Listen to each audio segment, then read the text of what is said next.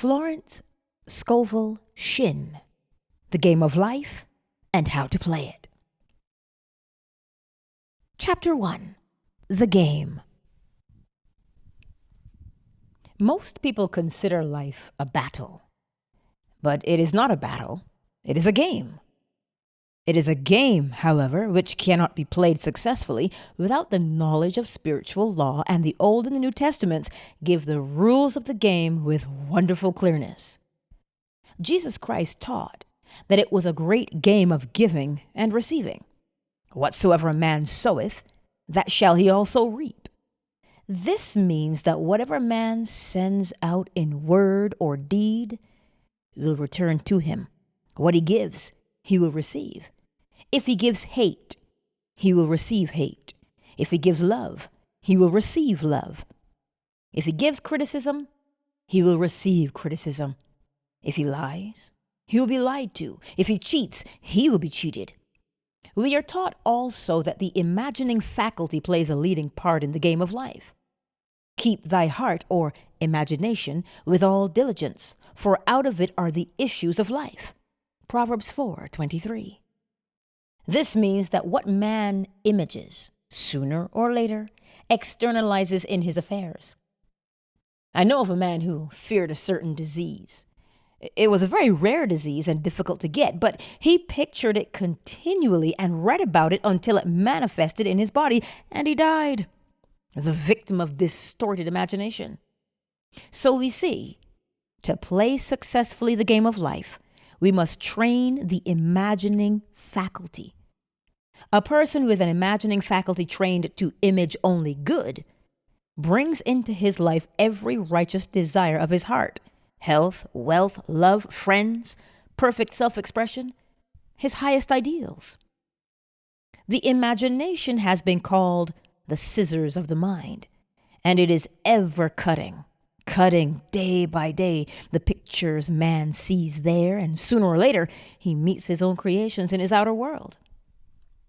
To train the imagination successfully, man must understand the workings of his mind. The Greeks said, "Know thyself." There are 3 departments of the mind: the subconscious, conscious, and superconscious. The subconscious is simply power without direction. It is like steam or electricity, and it does what it is directed to do. It has no power of induction. Whatever man feels deeply or images clearly is impressed upon the subconscious mind and carried out in minutest detail. For example, a woman I know, when a child, always made believe she was a widow. She dressed up in black clothes and wore a long black veil, and people thought she was very clever and amusing. She grew up and married a man with whom she was deeply in love. In a short time, he died, and she wore black and a sweeping veil for many years. The picture of herself as a widow was impressed upon the subconscious mind, and in due time worked itself out, regardless of the havoc created. The conscious mind has been called mortal or carnal mind. It is the human mind, and sees life as it appears to be. It sees death, disaster, sickness, poverty, and limitation of every kind, and it impresses the subconscious. The superconscious mind is the God mind within each man, and is the realm of perfect ideas. In it is the perfect pattern spoken of by Plato, the divine design, for there is a divine design for each person. There's a place that you are to fill and no one else can fill. Something you are to do which no one else can do. There's a perfect picture of this in the superconscious mind.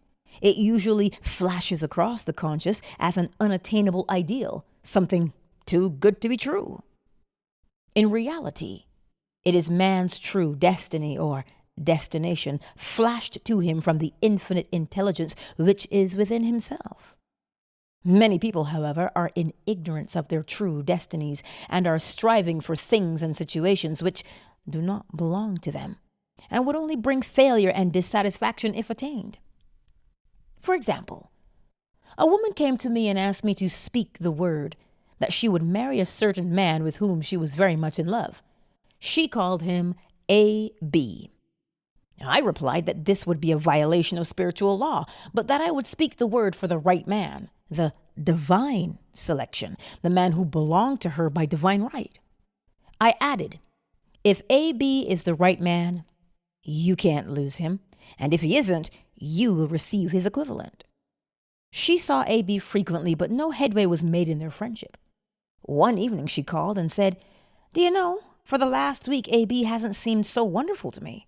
Well, I replied, maybe he is not the divine selection. Another man may be the right one. Soon after that, she met another man who fell in love with her at once, and who said she was his ideal. In fact, he said all the things that she had always wished A.B. would say to her.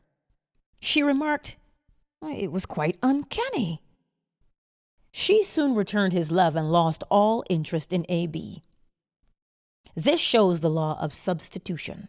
A right idea was substituted for a wrong one. Therefore, there was no loss or sacrifice involved. Jesus Christ said, "Seek ye first the kingdom of God and his righteousness, and all these things shall be added unto you." And he said the kingdom was within man. The kingdom is the realm of right ideas, or the divine pattern.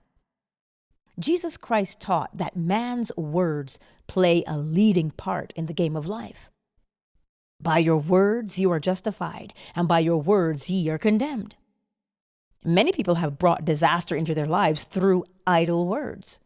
For example, a woman once asked me why her life was now one of poverty, of limitation. Formerly she had a home, was surrounded by beautiful things, and had plenty of money. We found she had often tired of the management of her home and had said repeatedly, "I'm sick and tired of things. I wish I lived in a trunk."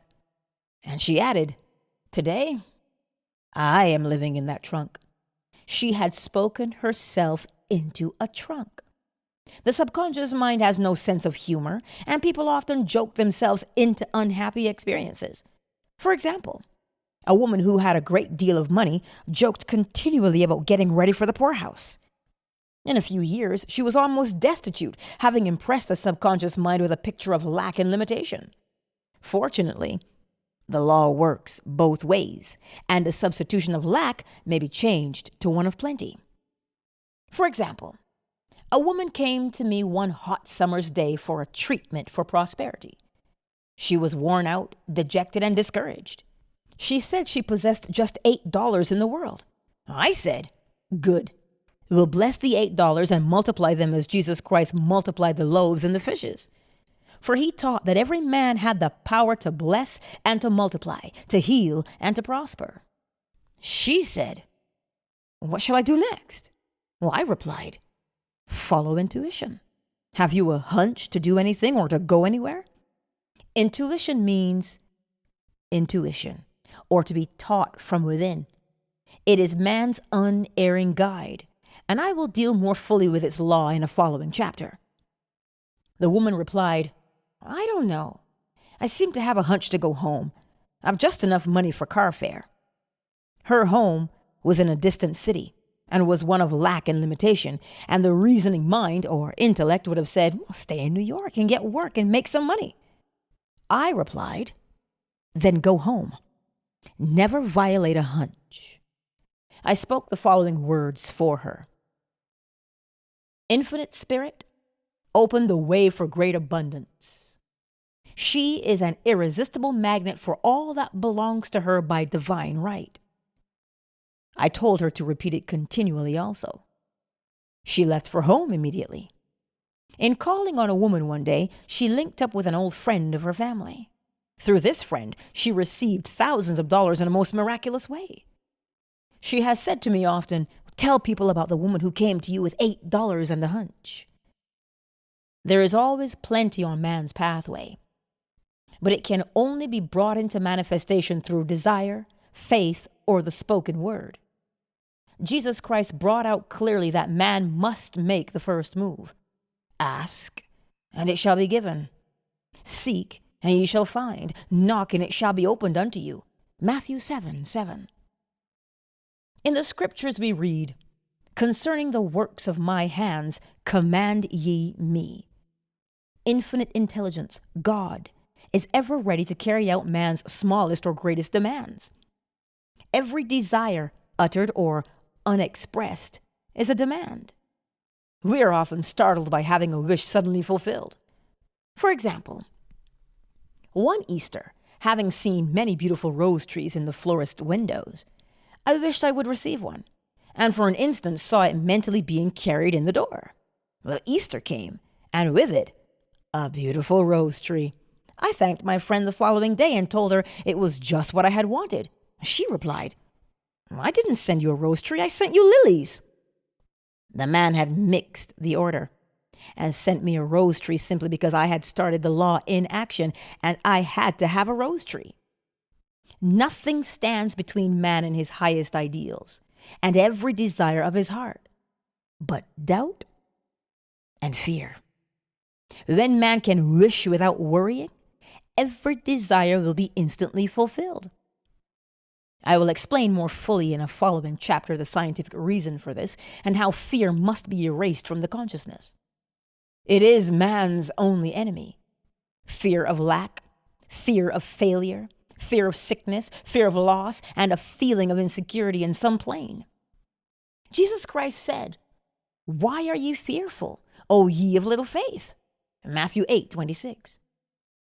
So we can see we must substitute faith for fear is only inverted faith. It is faith in evil instead of good. The object of the game of life is to see clearly one's good and to obliterate all mental pictures of evil. This must be done by impressing the subconscious mind with a realization of good. A very brilliant man who has attained great success told me he had suddenly erased all fear from his consciousness by reading a sign which hung in a room. He saw printed in large letters this statement: "Why worry? It will probably never happen." These words were stamped indelibly upon his subconscious mind, and he has now a firm conviction that only good can come into his life, therefore only good can manifest. In the following chapter, I will deal with the different methods of impressing the subconscious mind. It is man's faithful servant, but one must be careful to give it the right orders.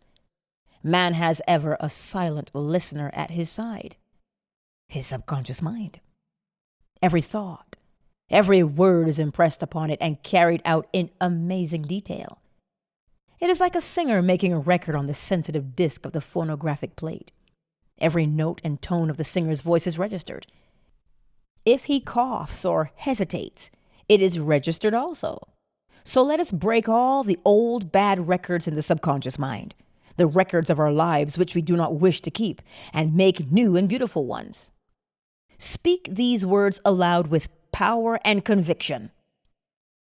I now smash and demolish, by my spoken word, every untrue record in my subconscious mind. They shall return to the dust heap of their native nothingness, for they came from my own vain imaginings. I now make my perfect records through the Christ within, the records of health, wealth, love, and perfect self-expression.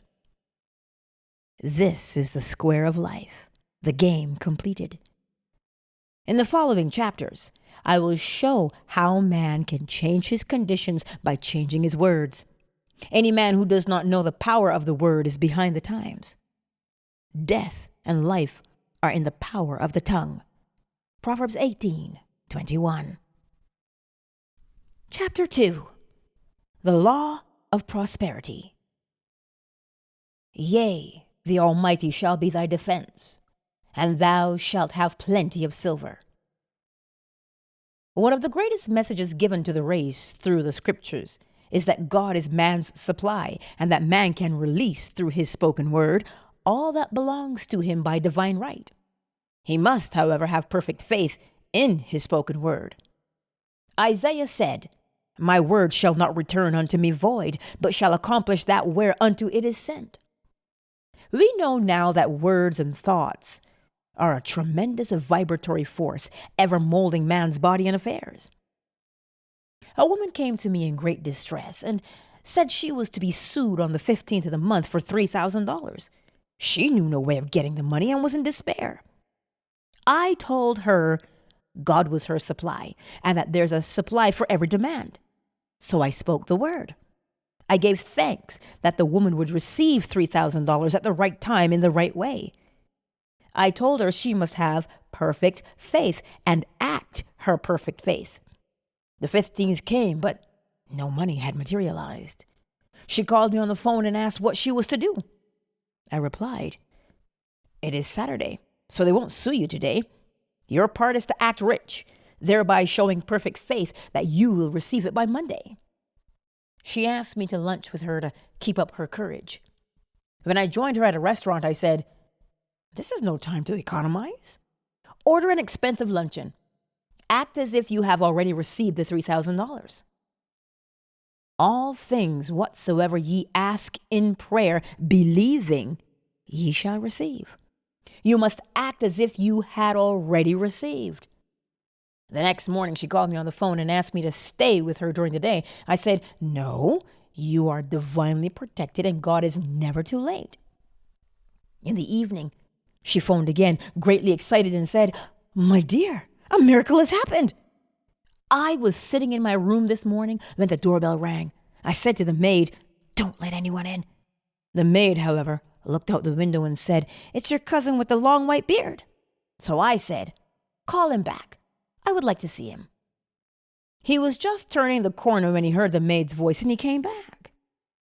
He talked for about an hour, and just as he was leaving, he said, "Oh, by the way, how are finances?" I told him I needed the money, and he said, "Why, my dear, I will give you $3,000 the first of the month." I didn't like to tell him I was going to be sued. What shall I do? I won't receive it till the first of the month, and I must have it tomorrow, I said. I'll keep on treating. I said, Spirit is never too late. I give thanks she has received the money on the invisible plane and that it manifests on time. The next morning, her cousin called her up and said, "Come to my office this morning and I will give you the money." That afternoon, she had $3,000 to her credit in the bank and wrote checks as rapidly as her excitement would permit. If one asks for success and prepares for failure, he will get the situation he has prepared for. For example, a man came to me asking me to speak the word that a certain debt would be wiped out. I found he spent his time planning what he would say to the man when he did not pay his bill, thereby neutralizing my words. He should have seen himself paying the debt. We have a wonderful illustration of this in the Bible, relating to the 3 kings who were in the desert without water for their men and horses. They consulted the prophet Elisha, who gave them this astonishing message. "Thus saith the Lord, ye shall not see wind, neither shall ye see rain, yet make this valley full of ditches." Man must prepare for the thing he has asked for when there isn't the slightest sign of it in sight. For example, a woman found it necessary to look for an apartment during the year when there was a great shortage of apartments in New York. It was considered almost an impossibility, and her friends were sorry for her and said, "Isn't it too bad you'll have to store your furniture and live in a hotel?" She replied, "You needn't feel sorry for me. I'm a superman, and I'll get an apartment." She spoke the words. Infinite Spirit opened the way for the right apartment. She knew there was a supply for every demand, and that she was unconditioned working on the spiritual plane, and that one with God is a majority. She had contemplated buying new blankets when the tempter, the adverse thought or reasoning mind, suggested, "Don't buy the blankets. Perhaps after all you won't get an apartment and you will have no use for them." She promptly replied to herself, "I'll dig my ditches by buying the blankets." So she prepared for the apartment, acted as though she already had it. She found one in a miraculous way, and it was given to her although there were over 200 other applicants. The blankets showed active faith. It is needless to say that the ditches dug by the 3 kings in the desert were filled to overflowing. Read 2 Kings. Getting into the spiritual swing of things is no easy matter for the average person. The adverse thoughts of doubt and fear surge from the subconscious mind. They are the army of the aliens which must be put to flight. This explains why it is so often darkest before the dawn. A big demonstration is usually preceded by tormenting thoughts. Having made a statement of high spiritual truth, one challenges the old beliefs in the subconscious and error is exposed to be put out. This is the time when one must make his affirmations of truth repeatedly and rejoice and give thanks that he has already received. Before ye call, I shall answer. This means that every good and perfect gift is already man's, awaiting his recognition. Man can only receive what he sees himself receiving. The children of Israel were told that they could have all the land they could see. This is true of every man. He has only the land within his own mental vision. Every great work, every big accomplishment has been brought into manifestation through holding to the vision. And often just before the big achievement comes apparent failure and discouragement. The children of Israel, when they reached the promised land, were afraid to go in, for they said it was filled with giants who made them feel like grasshoppers. And there we saw the giants, and we were in our own sight as grasshoppers. This is almost every man's experience. However, the one who knows spiritual law is undisturbed by appearance and rejoices while he is yet in captivity. That is, he holds to his vision and gives thanks that the end is accomplished he has received. Jesus Christ gave a wonderful example of this. He said to his disciples, "Say not ye, there are yet 4 months, and then cometh the harvest. Behold, I say unto you, lift up your eyes and look on the fields, for they are ripe already to harvest." His clear vision pierced the world of matter, and he saw clearly the fourth dimensional world, things as they really are, perfect and complete in divine mind. So man must ever hold the vision of his journey's end and demand the manifestation of that which he has already received. It may be his perfect health, love, supply, self-expression, home, or friends. They are all finished and perfect ideas registered in divine mind, man's own superconscious mind, and must come through him, not to him. For example, a man came to me asking for treatments for success. It was imperative that he raise within a certain time $50,000 for his business. The time limit was almost up when he came to me in despair. No one wanted to invest in his enterprise, and the bank had flatly refused a loan. Well, I replied, I suppose you lost your temper while at the bank, therefore your power. You can control any situation if you first control yourself. Go back to the bank, I added, and I will treat. My treatment was, you are identified in love with the spirit of everyone connected with the bank. Let the divine idea come out of this situation. He replied, Woman, you're talking about an impossibility. Tomorrow is Saturday. The bank closes at 12. And my train won't get me there until 10. And the time limit is up tomorrow. And anyway, they won't do it. It's too late. I replied, God doesn't need any time and is never too late. With him, all things are possible. I added, I don't know anything about business, but I know all about God. He replied, it all sounds fine when I sit here listening to you, but when I go out, it's terrible. He lived in a distant city, and I did not hear from him for a week. Then came a letter. It read, You were right. I raised the money and will never again doubt the truth of all that you told me. I saw him a few weeks later, and I said, What happened? You evidently had plenty of time after all. He replied, My train was late and I got there just 15 minutes to 12. I walked into the bank quietly and said, I have come for the loan. And they gave it to me without question. It was the last 15 minutes of the time allotted to him, and Infinite Spirit was not too late. In this instance, the man could never have demonstrated alone. He needed someone to help him hold to the vision. This is what one man can do for another. Jesus Christ knew the truth of this when he said, "If two of you shall agree on earth as touching anything that they shall ask, it shall be done for them of my Father which is in heaven."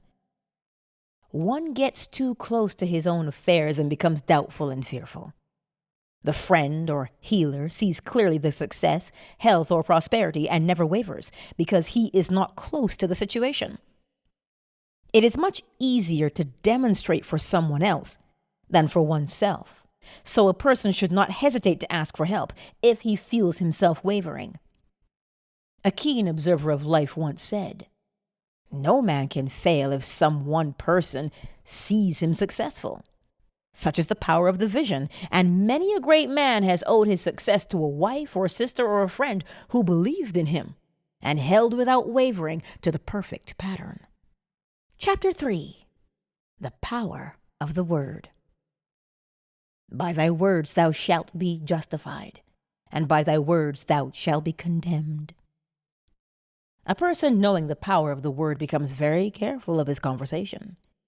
He has only to watch the reaction of his words to know that they do not return void. Through his spoken word, man is continually making laws for himself. I knew a man who said, "I always miss a car. It invariably pulls out just as I arrive." His daughter said, "I always catch a car. It's sure to come just as I get there." This occurred for years. Each had made a separate law for himself, one of failure, one of success. This is the psychology of superstitions. The horseshoe or rabbit's foot contains no power, but man's spoken word and belief that it will bring him good luck creates expectancy in the subconscious mind and attracts a lucky situation. I find, however, this will not work when man has advanced spiritually and knows a higher law. One cannot turn back and must put away graven images. For example, 2 men in my class had had great success in business for several months, when suddenly everything went to smash. We tried to analyze the situation, and I found instead of making their affirmations and looking to God for success and prosperity, they had each bought a lucky monkey. I said, "Oh, I see you have been trusting in the lucky monkeys instead of God. Put away the lucky monkeys and call on the law of forgiveness, for man has power to forgive or neutralize his mistakes." They decided to throw the lucky monkeys down a coal hole, and all went well again.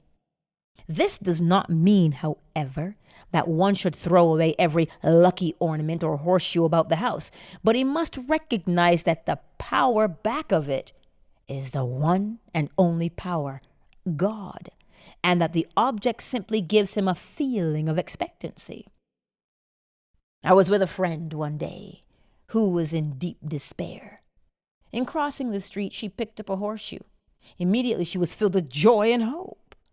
She said God had sent her the horseshoe in order to keep up her courage.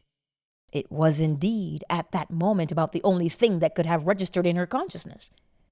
Her hope became faith, and she ultimately made a wonderful demonstration.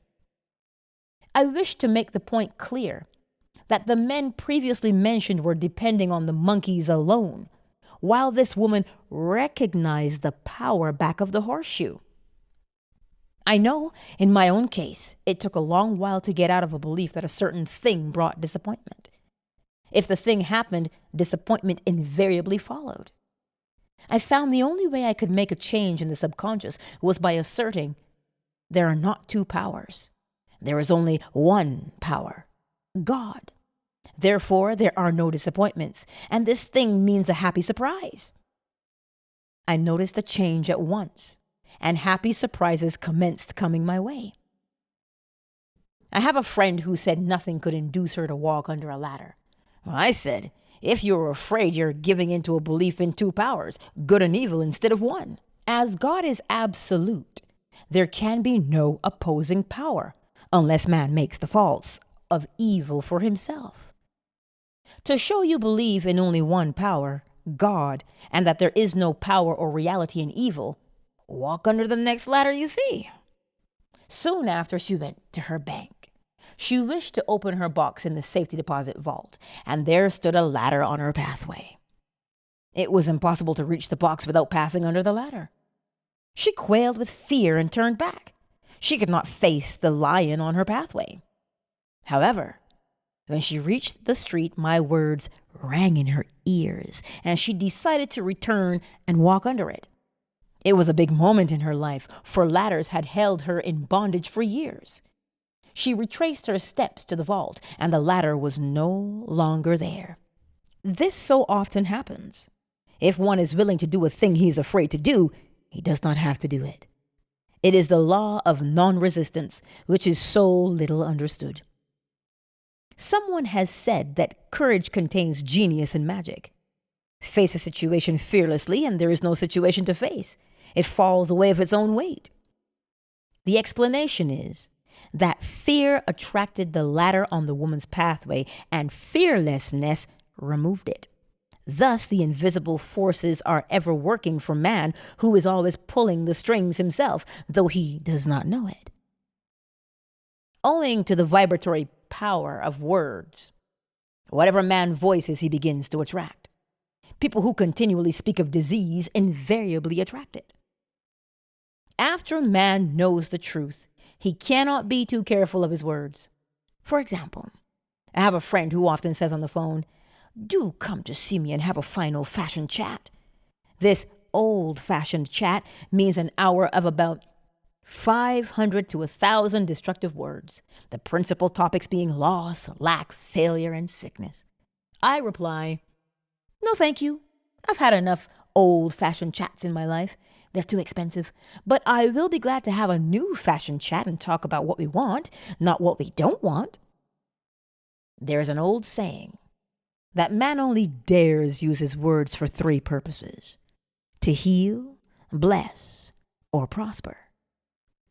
What man says of others will be said of him, and what he wishes for another, he is wishing for himself. Curses, like chickens, come home to roost. If a man wishes someone bad luck, he is sure to attract bad luck himself. If he wishes to aid someone to success, he is wishing and aiding himself to success. The body may be renewed and transformed through the spoken word and clear vision, and disease be completely wiped out of the consciousness. The metaphysician knows that all disease has a mental correspondence, and in order to heal the body, one must first heal the soul. The soul is the subconscious mind, and it must be saved from wrong thinking. In the 23rd Psalm we read, "He restoreth my soul." This means that the subconscious mind or soul must be restored with the right ideas, and the mystical marriage is the marriage of the soul and the spirit, or the subconscious mind and the superconscious mind. They must be one. When the subconscious is flooded with the perfect ideas of the superconscious, God and man are one. I and the Father are one. That is, he is one with the realm of perfect ideas. He is the man made in God's likeness and image, imagination, and is given power and dominion over all created things, his mind, body, and affairs. It is safe to say that all sickness and unhappiness come from the violation of the law of love. "A new commandment I give unto you, love one another." And in the game of life, love or goodwill takes every trick. For example, a woman I know had for years an appearance of a terrible skin disease. The doctors told her it was incurable, and she was in despair. She was on the stage, and she feared she would soon have to give up her profession, and she had no other means of support. She, however, procured a good engagement, and on the opening night made a great hit. She received flattering notices from the critics and was joyful and elated. The next day she received a notice of dismissal. A man in the cast had been jealous of her success and had caused her to be sent away. She felt hatred and resentment taking complete possession of her, and she cried out, "Oh God, don't let me hate that man." That night, she worked for hours in the silence. She said, "I soon came into a very deep silence. I seemed to be at peace with myself, with the man, and with the whole world. I continued this for 2 following nights, and on the 3rd day I found I was healed completely of the skin disease.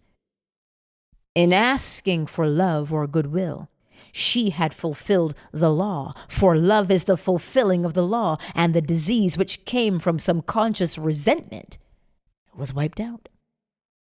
Continual criticism produces rheumatism, as critical, inharmonious thoughts cause unnatural deposits in the blood which settle in the joints. False growths are caused by jealousy, hatred, unforgiveness, fear, etc. Every disease is caused by a mind not at ease. I said once in my class, there's no use asking anyone, what's the matter with you? We might just as well say, who's the matter with you? Unforgiveness is the most prolific cause of dis-ease. It will harden arteries or liver and affect the eyesight. In its train are endless ills. I called on a woman one day who said she was ill from having eaten a poisoned oyster. Well, I replied, "Oh no, the oyster was harmless. You poisoned the oyster." "What's the matter with you?" she answered. "Oh, about 19 people." She had quarreled with 19 people and had become so inharmonious that she attracted the wrong oyster. Any inharmony on the external indicates there is mental inharmony. As the within, so without. Man's only enemies are within himself, and a man's foes shall be they of his own household.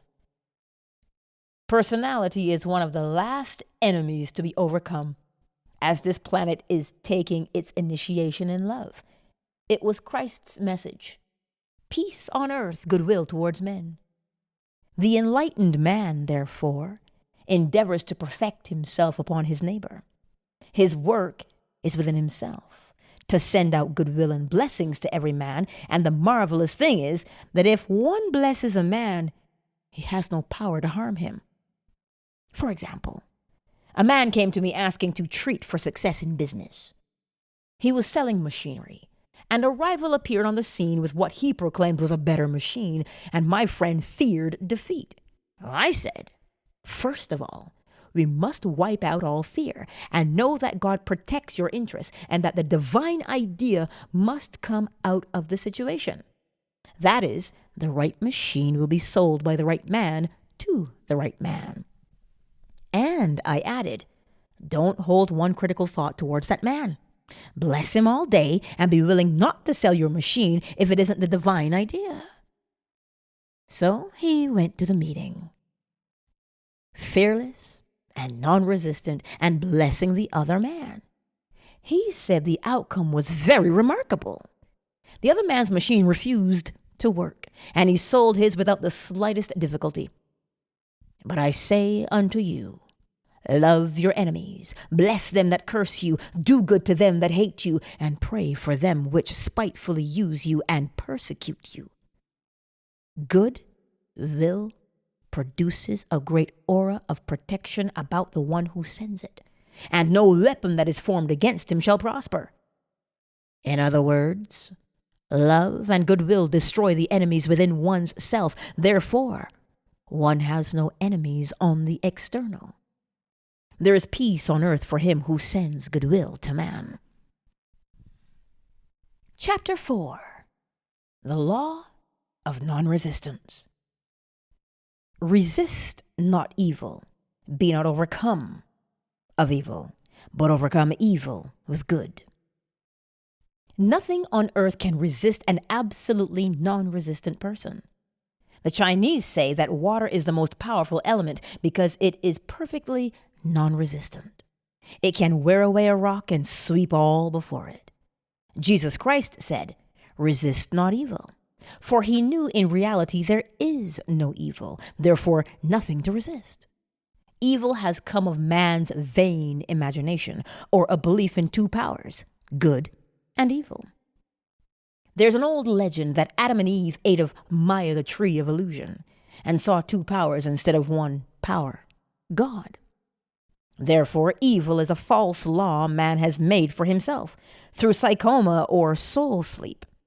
Soul sleep means that man's soul has been hypnotized by the race belief of sin, sickness, and death, etc., which is carnal or mortal thought, and his affairs have outpictured his illusions. We have read in a preceding chapter that man's soul is his subconscious mind, and whatever he feels deeply, good or bad, is outpictured by that faithful servant. His body and affairs show forth what he has been picturing. The sick man has pictured sickness, the poor man, poverty, the rich man, wealth. People often say, "Why does a little child attract illness when it is too young even to know what it means?" I answer that children are sensitive and receptive to the thoughts of others about them and often outpicture the fears of their parents. I heard a metaphysician once say, "If you do not run your subconscious mind yourself, someone else will run it for you." Mothers often unconsciously attract illness and disaster to their children by continually holding them in thoughts of fear and watching for symptoms. For example, a friend asked a woman if her little girl had had the measles. She replied promptly, "Well, not yet." This implied that she was expecting the illness and therefore preparing the way for what she did not want for herself and child. However, the man who is centered and established in right thinking, the man who sends out only goodwill to his fellow man, and who is without fear, cannot be touched or influenced by the negative thoughts of others. In fact, he could then receive only good thoughts, as he himself sends forth only good thoughts. Resistance is hell, for it places man in a state of torment. A metaphysician once gave me a wonderful recipe for taking every trick in the game of life. It is the acme of non-resistance. He gave it in this way. At one time in my life, I baptized children, and of course, they had many names. Now, I no longer baptize children, but I baptize events. But I give every event the same name.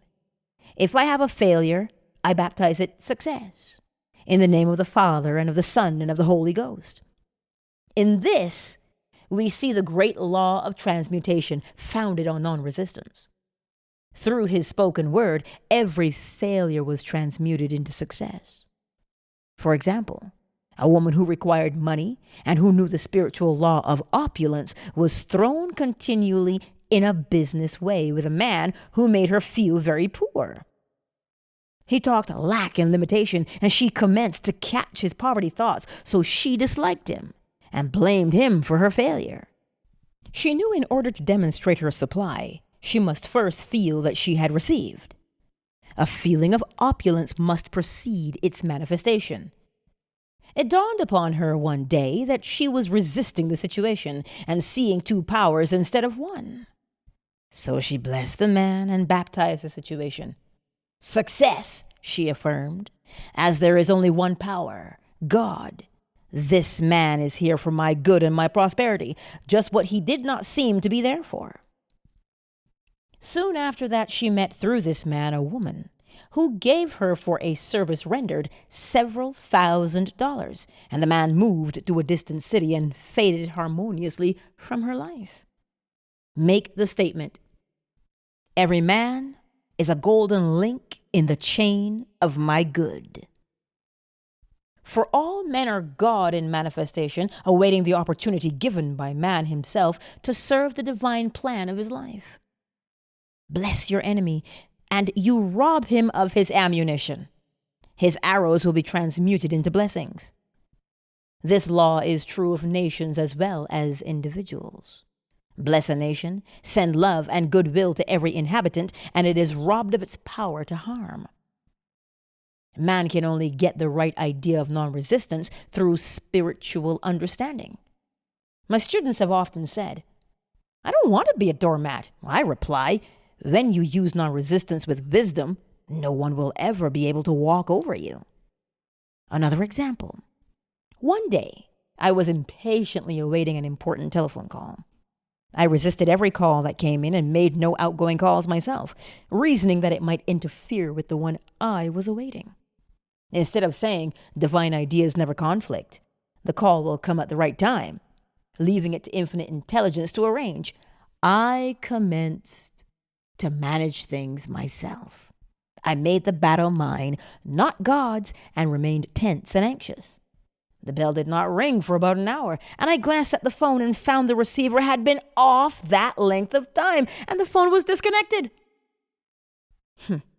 My anxiety, fear, and belief in interference had brought on a total eclipse of the telephone. Realizing what I had done, I commenced blessing the situation at once. I baptized it success and affirmed, I cannot lose any call that belongs to me by divine right. I am under grace and not under law. A friend rushed out to the nearest telephone to notify the company to reconnect. She entered a crowded grocery, but the proprietor left his customers and attended to the call himself. My phone was connected at once, and 2 minutes later, I received the very important call, and about an hour afterward, the one I had been awaiting. One's ships come in over a calm sea. So long as man resists a situation, he will have it with him. If he runs away from it, it will run after him. For example, I repeated this to a woman one day, and she replied, how true that is. I was unhappy at home. I disliked my mother, who was critical and domineering, so I ran away and was married. But I married my mother, for my husband was exactly like my mother, and I had the same situation to face again.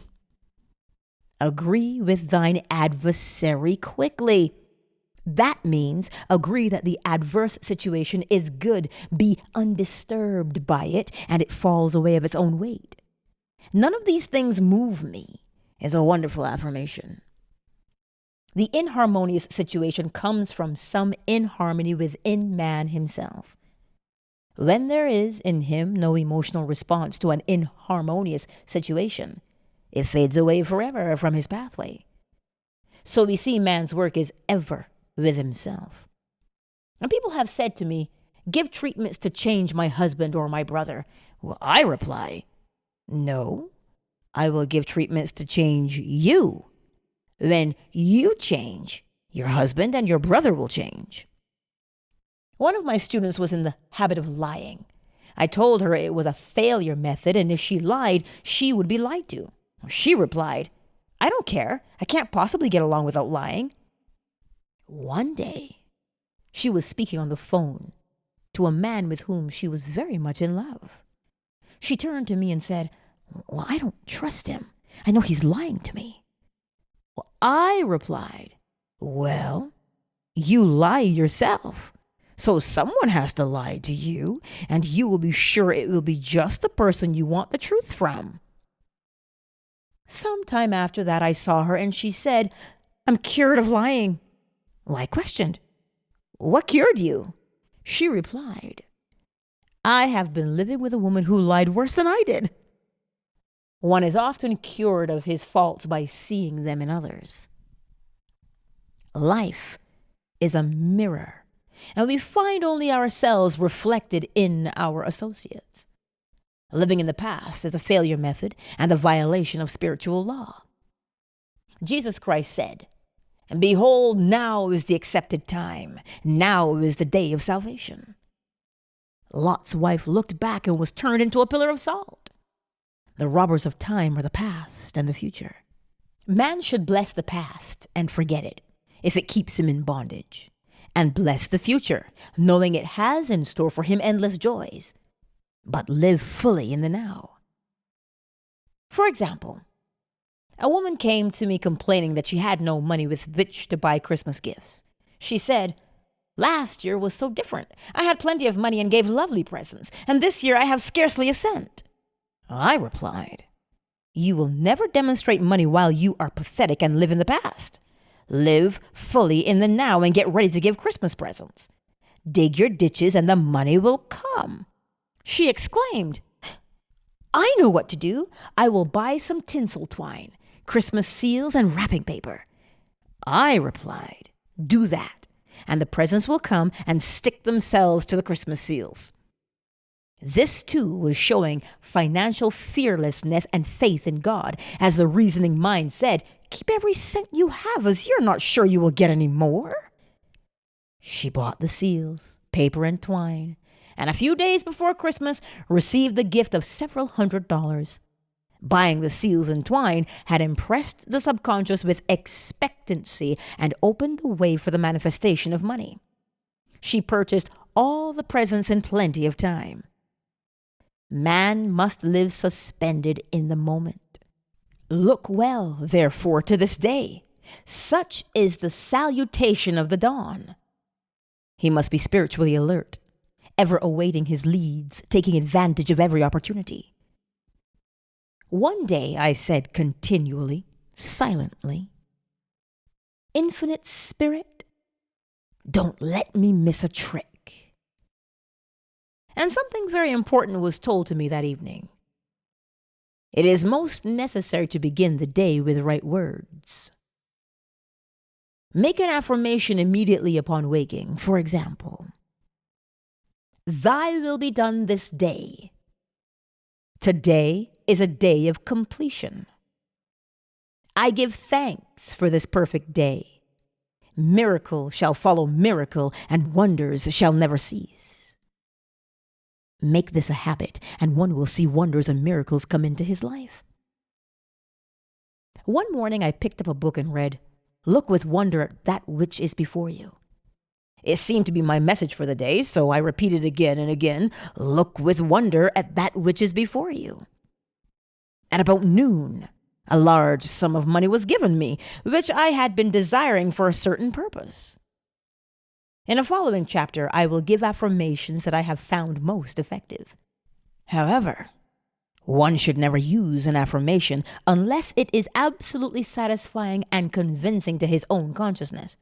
And often, an affirmative is changed to suit different people. For example, the following has brought success to many.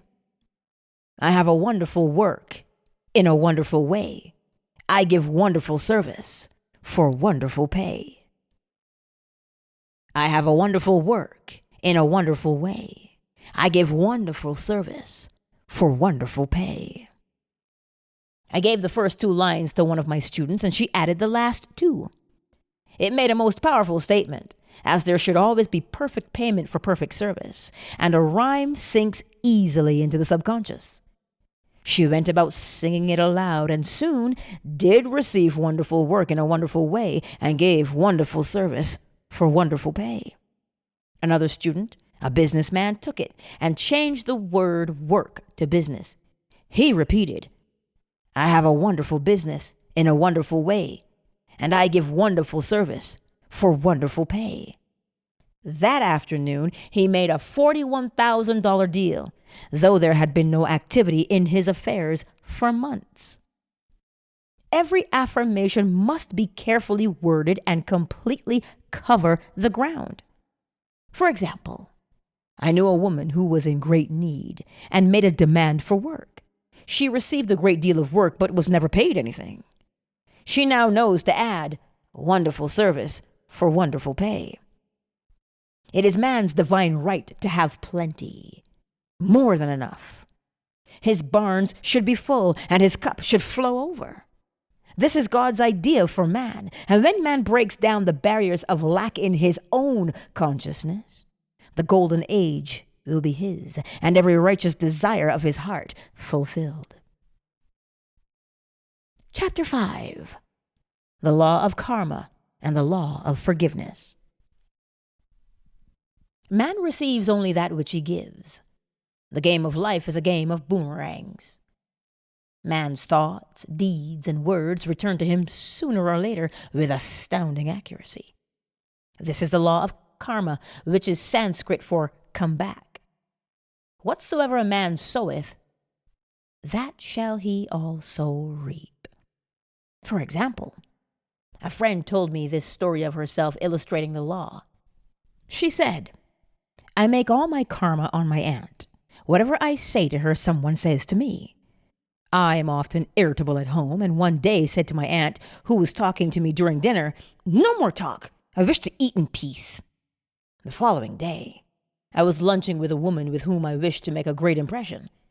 I was talking animatedly when she said, "No more talk. I wish to eat in peace." My friend is high in consciousness, so her karma returns much more quickly than to one on the mental plane. The more a man knows, the more he is responsible for, and a person with a knowledge of spiritual law which he does not practice suffers greatly in consequence. The fear of the Lord, law, is the beginning of wisdom. If we read the word Lord, law, it will make many passages in the Bible much clearer. "Vengeance is mine. I will repay, saith the Lord." Law. It is the law which takes vengeance, not God. God sees man perfect, created in his own image, imagination, and given power and dominion. This is the perfect idea of man registered in divine mind, awaiting man's recognition. For man can only be what he sees himself to be, and only attain what he sees himself attaining. "Nothing ever happens without an onlooker," is an ancient saying. Man sees first his failure or success, his joy or sorrow, before it swings into visibility from the scenes set in his own imagination. We have observed this in the mother picturing disease for her child, or a woman seeing success for her husband. Jesus Christ said, "And ye shall know the truth, and the truth shall make you free." So we see freedom from all unhappy conditions comes through knowledge, a knowledge of spiritual law. Obedience precedes authority, and the law obeys man when he obeys the law. The law of electricity must be obeyed before it becomes man's servant. When handled ignorantly, it becomes man's deadly foe. So with the laws of mind. For example, a woman with a strong personal will wished she owned a house which belonged to an acquaintance, and she often made mental pictures of herself living in the house. In the course of time, the man died, and she moved into the house. Several years afterwards, coming into the knowledge of spiritual law, she said to me, "Do you think I had anything to do with that man's death?" I replied, "Well, yes. Your desire was so strong, everything made way for it, but you paid your karmic debt. Your husband, whom you loved devotedly, died soon after, and the house was a white elephant on your hands for years." The original owner, however, could not have been affected by her thoughts had he been positive in the truth, nor her husband, but they were both under karmic law. The woman should have said, feeling the great desire for the house, "Infinite intelligence, give me the right house, equally as charming as this, the house which is mine by divine right." The divine selection would have given perfect satisfaction and brought good to all. The divine pattern is the only safe pattern to work by. Desire is a tremendous force and must be directed in the right channels, or chaos ensues. In demonstrating, the most important step is the first step, to ask aright. Man should always demand only that which is his by divine right. To go back to the illustration, had the woman taken this attitude, "If this house I desire is mine, I cannot lose it.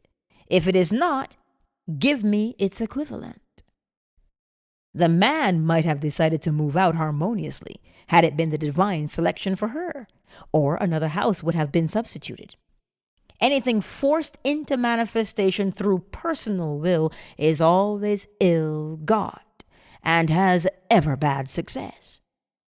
Man is admonished, "My will be done, not thine." And the curious thing is, man always gets just what he desires when he does relinquish personal will, thereby enabling infinite intelligence to work through him. "Stand ye still and see the salvation of the Lord." Law. For example, a woman came to me in great distress. Her daughter had determined to take a very hazardous trip, and the mother was filled with fear. She said she had used every argument, had pointed out the dangers to be encountered, and forbidden her to go. But the daughter became more and more rebellious and determined. I said to the mother, "You're forcing your personal will upon your daughter, which you have no right to do. And your fear of the trip is only attracting it, for man attracts what he fears." Well, I added, "Let go and take your mental hands off. Put it in God's hands and use this statement. I put this situation in the hands of infinite love and wisdom. If this trip is the divine plan, I bless it and no longer resist. But if it is not divinely planned, I give thanks that it is now dissolved and dissipated." A day or two after that, her daughter said to her, "Mother, I've given up the trip," and the situation returned to its native nothingness. It is learning to stand still which seems so difficult for man. I will deal more fully with this law in the chapter on non-resistance. I will give another example of sowing and reaping, which came in the most curious way. A woman came to me saying she had received the counterfeit $20 bill given to her at the bank. She was much disturbed, for she said the people at the bank will never acknowledge their mistake. I replied, "Let us analyze the situation and find out why you attracted it." She thought a few moments and exclaimed, "Oh, I know. I sent a friend a lot of stage money just for a joke." So the law had sent her some stage money for it doesn't know anything about jokes. I said, "Now we will call on the law of forgiveness and neutralize the situation." Christianity is founded upon the law of forgiveness. Christ has redeemed us from the curse of the karmic law, and the Christ within each man is his redeemer and salvation from all inharmonious conditions. So I said, "Infinite Spirit, we call on the law of forgiveness and give thanks that she is under grace and not under law, and cannot lose this $20, which is hers by divine right." Now I said, "Go back to the bank and tell them fearlessly that it was given you there by mistake." She obeyed, and to her surprise, they apologized and gave her another bill, treating her most courteously. So knowledge of the law gives man power to rub out his mistakes. Man cannot force the external to be what he is not. If he desires riches, he must be rich first in consciousness. For example, a woman came to me asking treatment for prosperity. She did not take much interest in her household affairs, and her home was in great disorder. I said to her, "If you wish to be rich, you must be orderly. All men with great wealth are orderly, and order is heaven's first law." I added, "You will never become rich with a burnt match in the pincushion." She had a good sense of humor, and commenced immediately putting her house in order. She rearranged furniture, straightened out bureau drawers, cleaned rugs, and soon made a big financial demonstration, a gift from a relative. The woman herself became made over and keeps herself keyed up financially by being ever watchful of the external and expecting prosperity, knowing God is her supply. Many people are in ignorance of the fact that gifts and things are investments, and that hoarding and saving invariably lead to loss. There is that scattereth and yet increaseth, and there is that withholdeth more than is meant, but it tendeth to poverty. For example, I knew a man who wanted to buy a fur-lined overcoat. He and his wife went to various shops, but there was none he wanted. He said they were all too cheap looking. At last he was shown one. The salesman said was valued at $1,000, but which the manager would sell him for $500 as it was late in the season. His financial possessions amounted to about $700. The reasoning mind would have said, "Well, you can't afford to spend nearly all you have on a coat." But he was very intuitive and never reasoned. He turned to his wife and said, "If I get this coat, I'll make a ton of money." So his wife consented weakly. About a month later, he received a $10,000 commission. The coat made him feel so rich. It linked him with success and prosperity. Without the coat, he would not have received the commission. It was an investment paying large dividends. If man ignores these leadings to spend or to give, the same amount of money will go in an uninteresting or unhappy way. For example, a woman told me on Thanksgiving Day she informed her family that they could not afford a Thanksgiving dinner. She had the money but decided to save it. A few days later, someone entered her room and took from the bureau drawer the exact amount the dinner would have cost. The law always stands back of the man who spends fearlessly with wisdom. For example, one of my students was shopping with her little nephew. The child clamored for a toy which she told him she could not afford to buy. She realized suddenly that she was seeking lack and not recognizing God as her supply. So she bought the toy, and on her way home picked up in the street the exact amount of money she had paid for it. Man's supply is inexhaustible and unfailing when fully trusted, but faith or trust must precede the demonstration. According to your faith be it unto you. Faith is the substance of things hoped for, the evidence of things not seen. For faith holds the vision steady, and the adverse pictures are dissolved and dissipated, and in due season we shall reap if we faint not. Jesus Christ brought the good news, the gospel, that there was a higher law than the law of karma, and that law transcends the law of karma. It is the law of grace or forgiveness. It is the law which frees man from the law of cause and effect, the law of consequence, under grace and not under law. We are told that on this plane man reaps where he has not sown. The gifts of God are simply poured out upon him. All that the kingdom affords is his.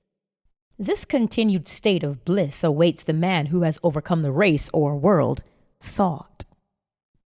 In the world, thought, there is tribulation. But Jesus Christ said, "Be of good cheer. I have overcome the world." The world thought is that of sin, sickness, and death. He saw their absolute unreality and said sickness and sorrow shall pass away, and death itself, the last enemy, be overcome. We know now from a scientific standpoint that death could be overcome by stamping the subconscious mind with the conviction of eternal youth and eternal life. The subconscious, being simply power without direction, carries out orders without questioning. Working under the direction of the superconscious, the Christ or God within man, the resurrection of the body would be accomplished. Man would no longer throw off his body in death. It would be transformed into the body electric, sung by Walt Whitman, for Christianity is founded upon the forgiveness of sins and an empty tomb.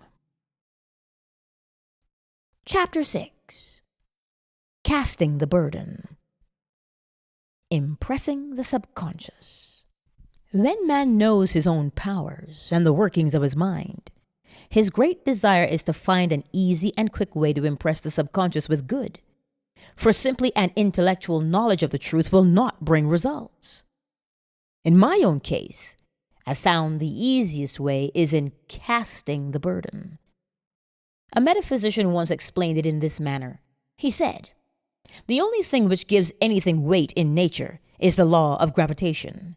And if a boulder could be taken high above the planet, there would be no weight in that boulder. And that is what Jesus Christ meant when he said, 'My yoke is easy and my burden is light.'"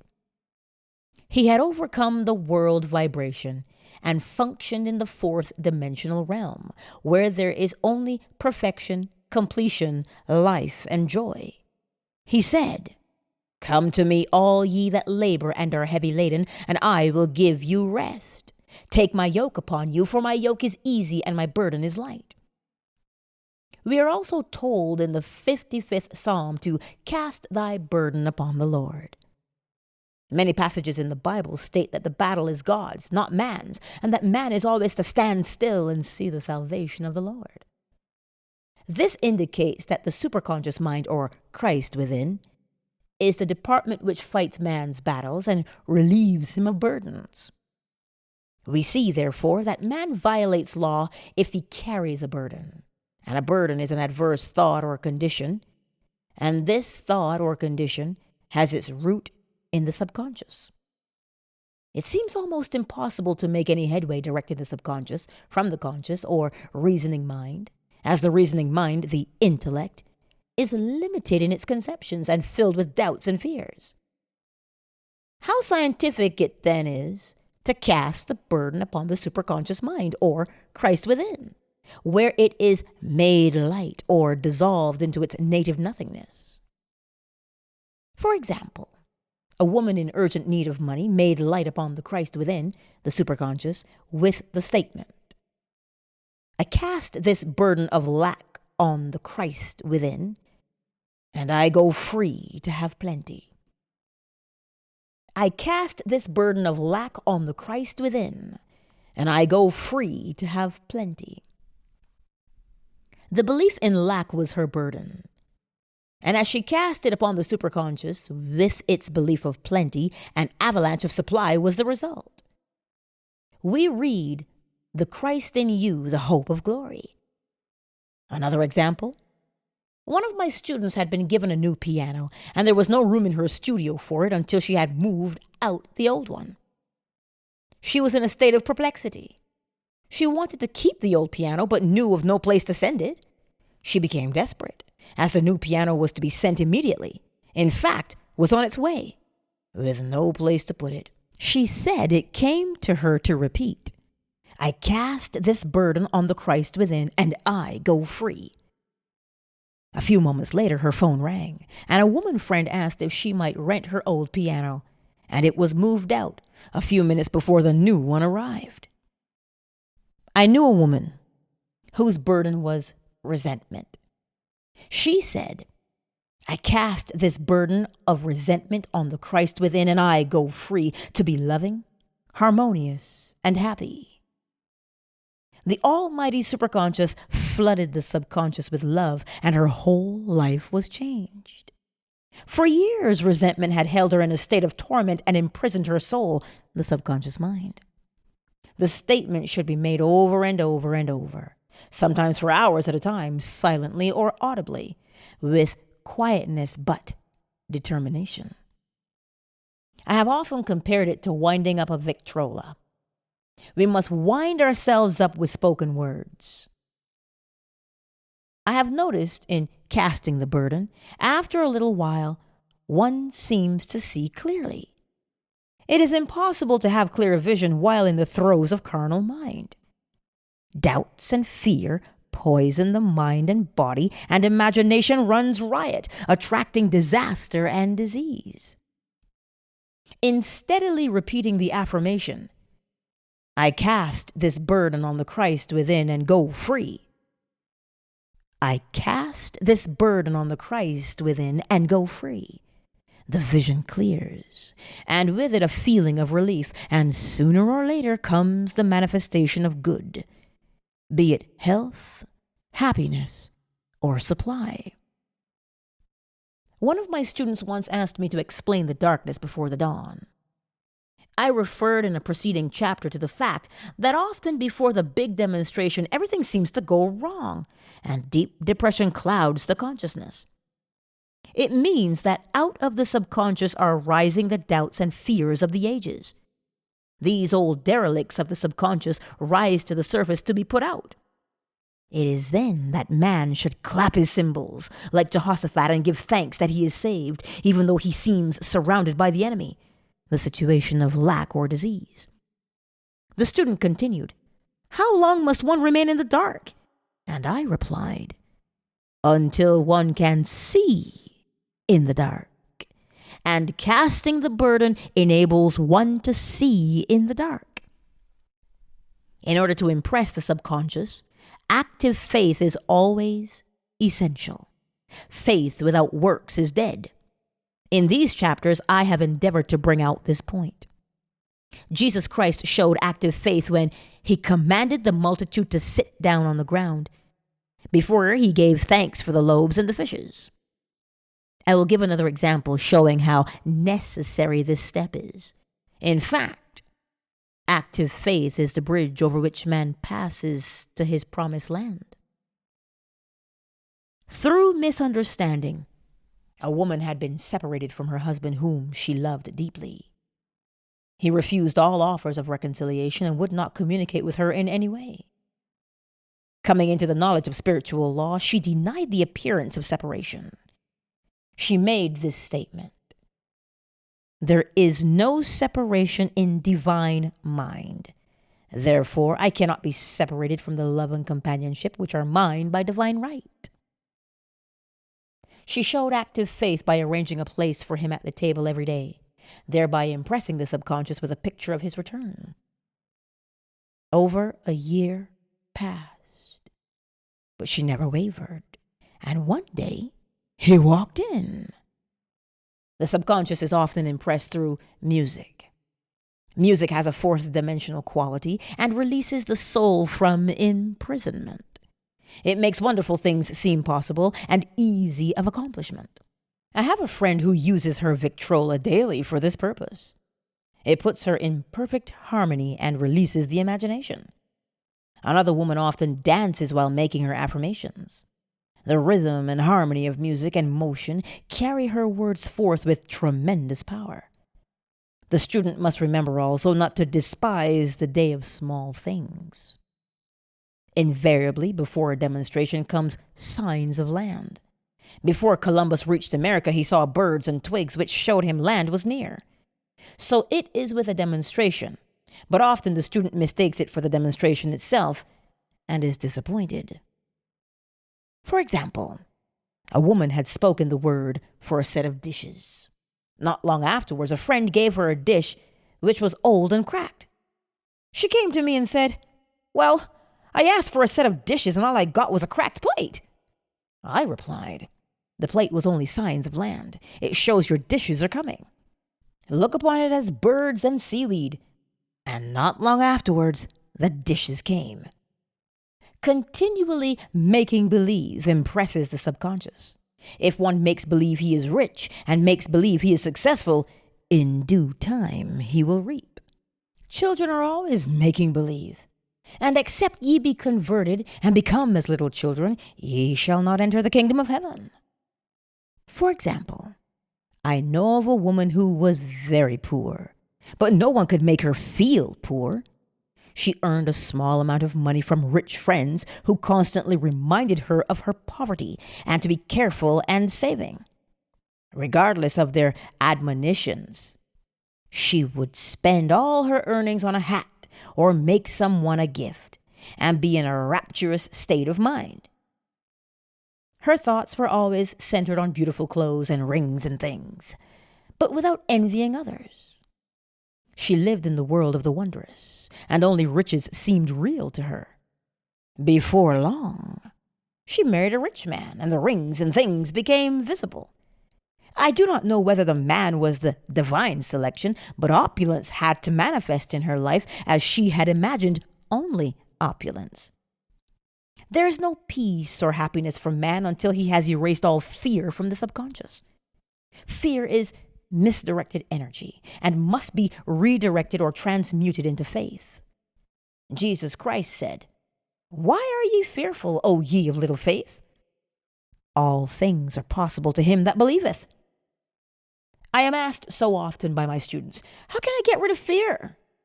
I reply, by walking up to the thing you are afraid of. The lion takes its fierceness from your fear.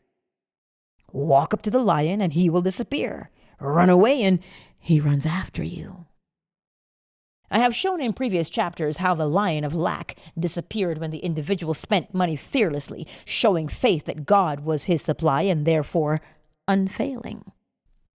Many of my students have come out of the bondage of poverty and are now bountifully supplied through losing all fear of letting money go out. The subconscious is impressed with the truth that God is the giver and the gift.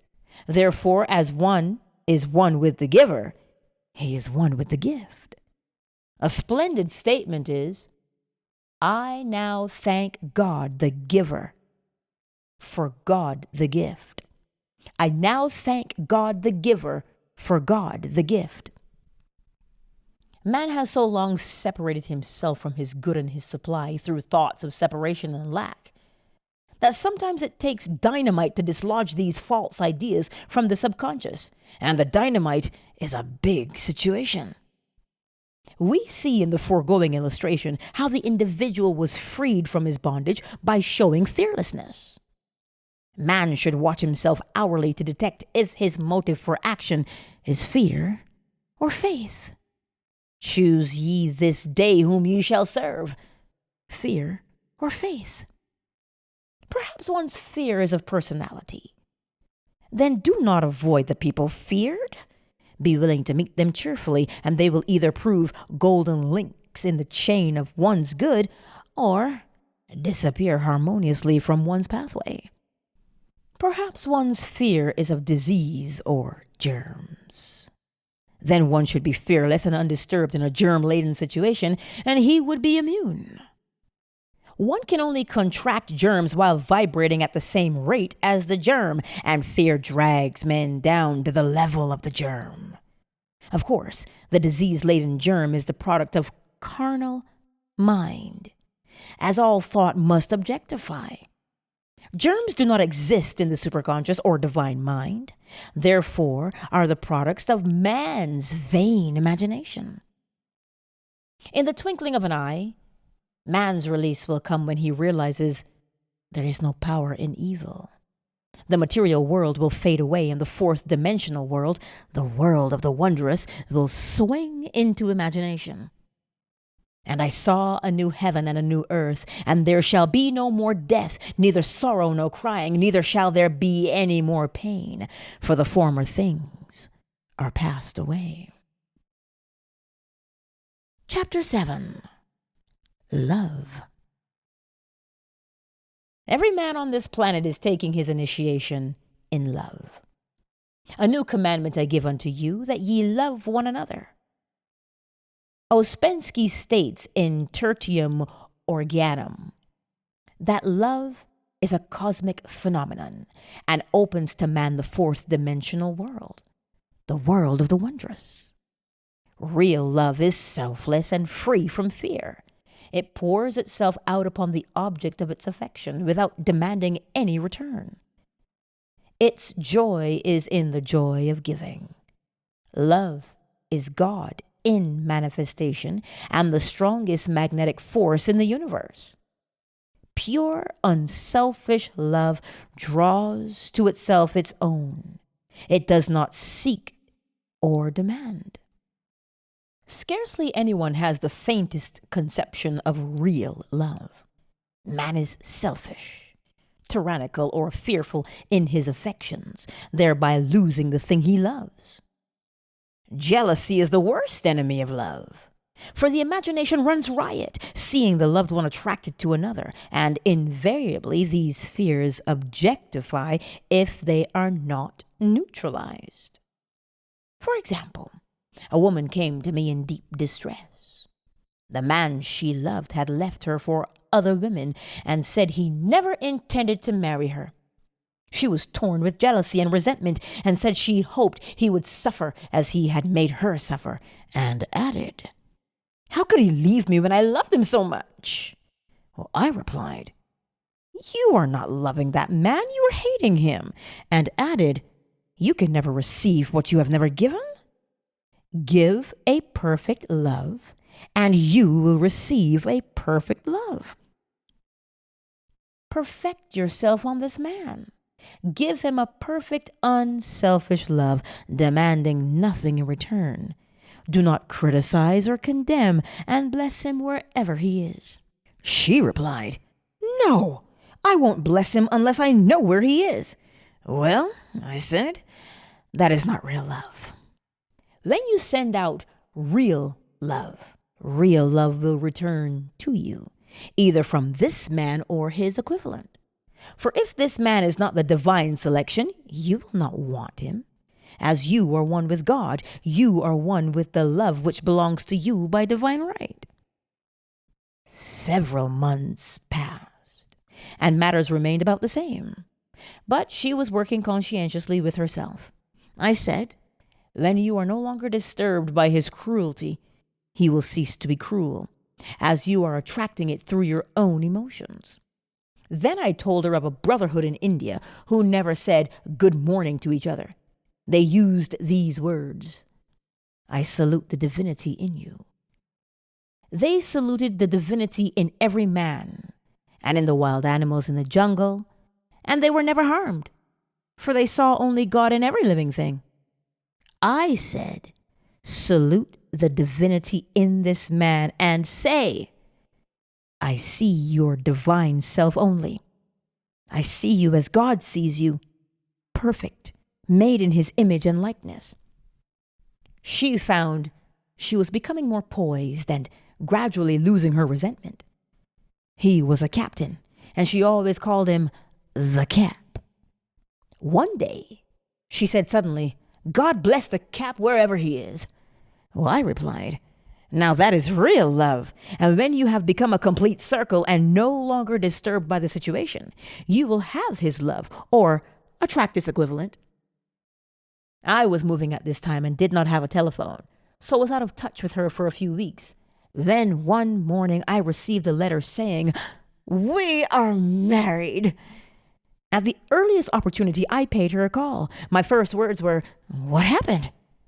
Oh, she exclaimed, a miracle. One day I woke up and all suffering had ceased. I saw him that evening and he asked me to marry him. We were married in about a week, and I have never seen a more devoted man. There is an old saying, no man is your enemy. No man is your friend. Every man is your teacher. So one should become impersonal and learn what each man has to teach him, and soon he would learn his lessons and be free. This woman's lover was teaching her selfless love, which every man sooner or later must learn. Suffering is not necessary for man's development. It is the result of violation of spiritual law. But few people seem able to rouse themselves from their soul sleep without it. When people are happy, they usually become selfish, and automatically the law of karma is set in action. Man often suffers loss through lack of appreciation. I knew a woman who had a very nice husband, but she said often, I don't care anything about being married. But that is nothing against my husband. I'm simply not interested in married life. She had other interests and scarcely remembered she had a husband. She only thought of him when she saw him. One day, her husband told her he was in love with another woman and left. She came to me in distress and resentment. Well, I replied, but is it exactly what you spoke the word for? You said you didn't care anything about being married, so the subconscious worked to get you unmarried. She said, oh yes, I see. People get what they want and then they feel very much hurt. She soon became in perfect harmony with the situation and knew they were both much happier apart. When a woman becomes indifferent or critical and ceases to be an inspiration to her husband, he misses the stimulus of their early relationship and is restless and unhappy. A man came to me dejected, miserable and poor. His wife was interested in the sciences and numbers and had had him read. It seems the report was not very favorable, for he said, my wife says I'll never amount to anything because I am a 2. Well, I replied, well, I don't care what your number is. You are a perfect idea in divine mind, and we will demand the success and prosperity which are already planned for you by that infinite intelligence. Within a few weeks, he had a very fine position, and a year or 2 later, he achieved a brilliant success as a writer. No man is a success in business unless he loves his work. The picture the artist paints for love of his art is his greatest work. The pot boiler is always something to live down. No man can attract money if he despises it. Many people are kept in poverty by saying, money means nothing to me. I have a contempt for people who have it. This is the reason so many artists are poor. Their contempt for money separates them from it. I remember hearing one artist say of another, He's no good as an artist. He has money in the bank. This attitude of mind, of course, separates man from his supply. He must be in harmony with a thing in order to attract it. Money is God in manifestation, as freedom from want and limitation, but it must be always kept in circulation and put to right uses. Hoarding and saving react with grim vengeance. This does not mean that man should not have houses and lots, stocks and bonds, for the barns of the righteous man shall be full. It means man should not hoard even the principal, if an occasion arises, when money is necessary. In letting it go out fearlessly and cheerfully, he opens the way for more to come in, for God is man's unfailing and inexhaustible supply. This is the spiritual attitude towards money, and the great bank of the universal never fails. We see an example of hoarding in the film production of Greed. The woman won $5,000 in a lottery, but would not spend it. She hoarded and saved, let her husband suffer and starve, and eventually she scrubbed floors for a living. She loved the money itself and put it above everything, and one night she was murdered and the money taken from her. This is an example of where love of money is the root of all evil.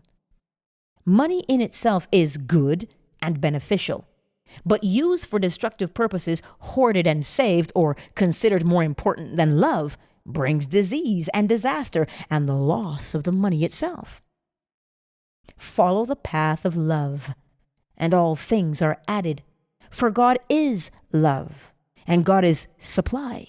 Follow the path of selfishness and greed, and the supply vanishes, or man is separated from it. For example, I know the case of a very rich woman who hoarded her income. She rarely gave anything away, but bought and bought and bought things for herself. She was very fond of necklaces, and a friend once asked her how many she possessed. She replied, 67. She bought them and put them away carefully, wrapped in tissue paper. Had she used the necklaces, it would have been quite legitimate. But she was violating the law of use. Her closets were filled with clothes she never wore, and jewels which never saw the light. The woman's arms were gradually becoming paralyzed from holding on to things. And eventually she was considered incapable of looking after her affairs, and her wealth was handed over to others to manage.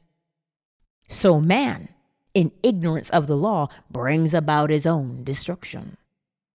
All disease, all unhappiness come from the violation of the law of love.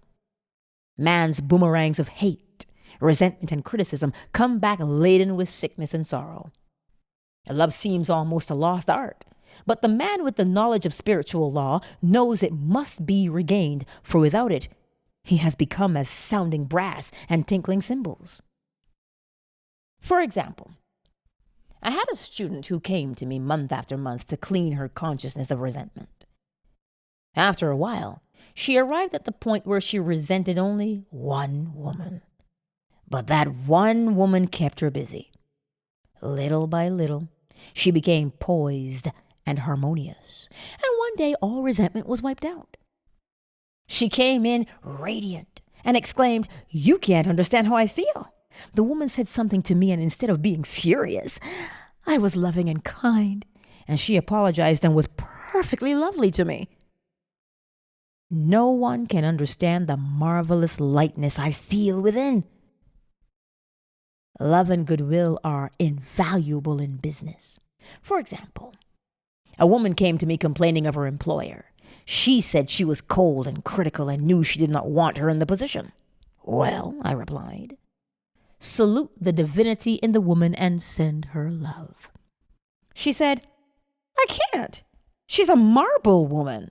I answered, you remember the story of the sculptor who asked for a certain piece of marble? He was asked why he wanted it, and he replied, because there's an angel in the marble, and out of it he produced a wonderful work of art. She said, very well, I'll try it. A week later she came back and said, I did what you told me to, and now the woman is very kind and took me out in her car. People are sometimes filled with remorse for having done someone an unkindness, perhaps years ago. If the wrong cannot be righted, its effect can be neutralized by doing someone a kindness in the present. This one thing I do, forgetting those things which are behind and reaching forth unto those things which are before. Sorrow, regret, and remorse tear down the cells of the body and poison the atmosphere of the individual. A woman said to me in deep sorrow, "Treat me to be happy and joyous, for my sorrow makes me so irritable with the members of my family that I keep making more karma." I was asked to treat a woman who was mourning for her daughter. I denied all belief in loss and separation, and affirmed that God was the woman's joy, love, and peace. The woman gained her poise at once, but sent word by her son not to treat any longer because she was so happy it wasn't respectable. So, mortal mind loves to hang on to its griefs and regrets. I knew a woman who went about bragging of her troubles, so of course she always had something to brag about. The old idea was if a woman did not worry about her children, she was not a good mother. Now we know that mother fear is responsible for many of the diseases and accidents which come into the lives of children. For fear pictures vividly the disease or situation feared, and these pictures objectify, if not neutralized. Happy is the mother who can say sincerely that she puts her child in God's hands and knows therefore that he is divinely protected. For example, a woman awoke suddenly in the night, feeling her brother was in great danger. Instead of giving in to her fears, she commenced making statements of truth, saying, "Man is a perfect idea in divine mind and is always in his right place. Therefore, my brother is in his right place and is divinely protected." The next day, she found that her brother had been in close proximity to an explosion in a mine, but had miraculously escaped. So man is his brother's keeper in thought, and every man should know that the thing he loves dwells in the secret place of the Most High and abides under the shadow of the Almighty. There shall no evil befall thee, neither shall any plague come nigh thy dwelling. Perfect love casteth out fear. He that feareth is not made perfect in love, and love is the fulfilling of the law. Chapter 8. Intuition or Guidance. In all thy ways acknowledge him, and he shall direct thy paths. There is nothing too great of accomplishment for the man who knows the power of his word, and who follows his intuitive leads. By the word he starts in action unseen forces, and can rebuild his body or remold his affairs. It is therefore of the utmost importance to choose the right words, and the student carefully selects the affirmation he wishes to catapult into the invisible. He knows that God is his supply, that there is a supply for every demand, and that his spoken word releases his supply. Ask and ye shall receive. Man must make the first move. Draw nigh to God, and he will draw nigh to you. I have often been asked just how to make a demonstration. I reply, speak the word and then do not do anything until you get a definite lead.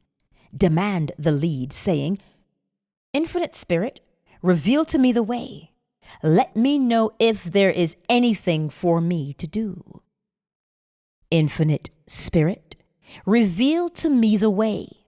Let me know if there is anything for me to do.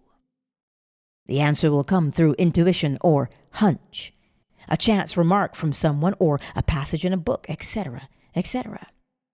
The answers are sometimes quite startling in their exactness. For example, a woman desired a large sum of money. She spoke the words, "Infinite Spirit, open the way for my immediate supply.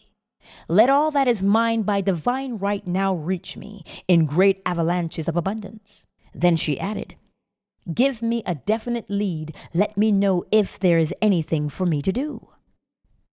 The thought came quickly. Give a certain friend who had helped her spiritually $100. She told her friend, who said, "Wait and get another lead before giving it. So she waited, and that day met a woman who said to her, "I gave someone $1 today. It was just as much for me as it would be for you to give someone 100. This was indeed an unmistakable lead, so she knew she was right in giving the $100. It was a gift which proved a great investment, for shortly after that, a large sum of money came to her in a remarkable way. Giving opens the way for receiving. In order to create activity in finances, one should give. Tithing, or giving 1/10 of one's income, is an old Jewish custom and is sure to bring increase. Many of the richest men in this country have been tithers, and I have never known it to fail as an investment. The 10th part goes forth and returns blessed and multiplied. But the gift or tithe must be given with love and cheerfulness. For God loveth a cheerful giver. Bills should be paid cheerfully. All money should be sent forth fearlessly and with a blessing. This attitude of mind makes man master of money. It is his to obey, and his spoken word then opens vast reservoirs of wealth. Man himself limits his supply by his limited vision. Sometimes the student has a great realization of wealth, but is afraid to act. The vision and action must go hand in hand, as in the case of the man who bought the fur-lined overcoat. A woman came to me asking me to speak the word for a position. So I demanded, "Infinite Spirit, open the way for this woman's right position." Never ask for just a position. Ask for the right position, the place already planned in divine mind, as it is the only one that will give satisfaction. I then give thanks that she has already received and that it would manifest quickly. Very soon she had 3 positions offered her, 2 in New York and 1 in Palm Beach, and she did not know which to choose. I said, "Ask for a definite lead." The time was almost up and was still undecided, when one day she telephoned. "When I woke up this morning, I could smell Palm Beach." She had been there before and knew its balmy fragrance. I replied, "Well, if you can smell Palm Beach from here, it is certainly your lead." She accepted the position, and it proved a great success. Often, one's lead comes at an unexpected time.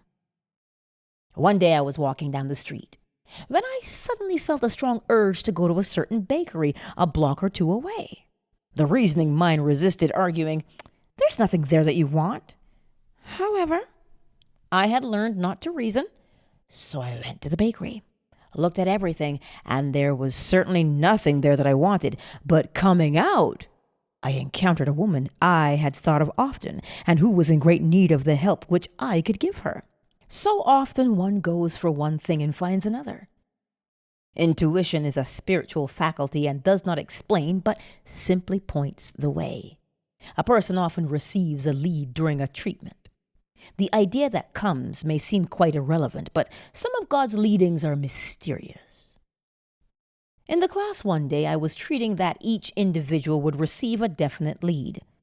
A woman came to me afterwards and said, "While you were treating, I got the hunch to take my furniture out of storage and get an apartment."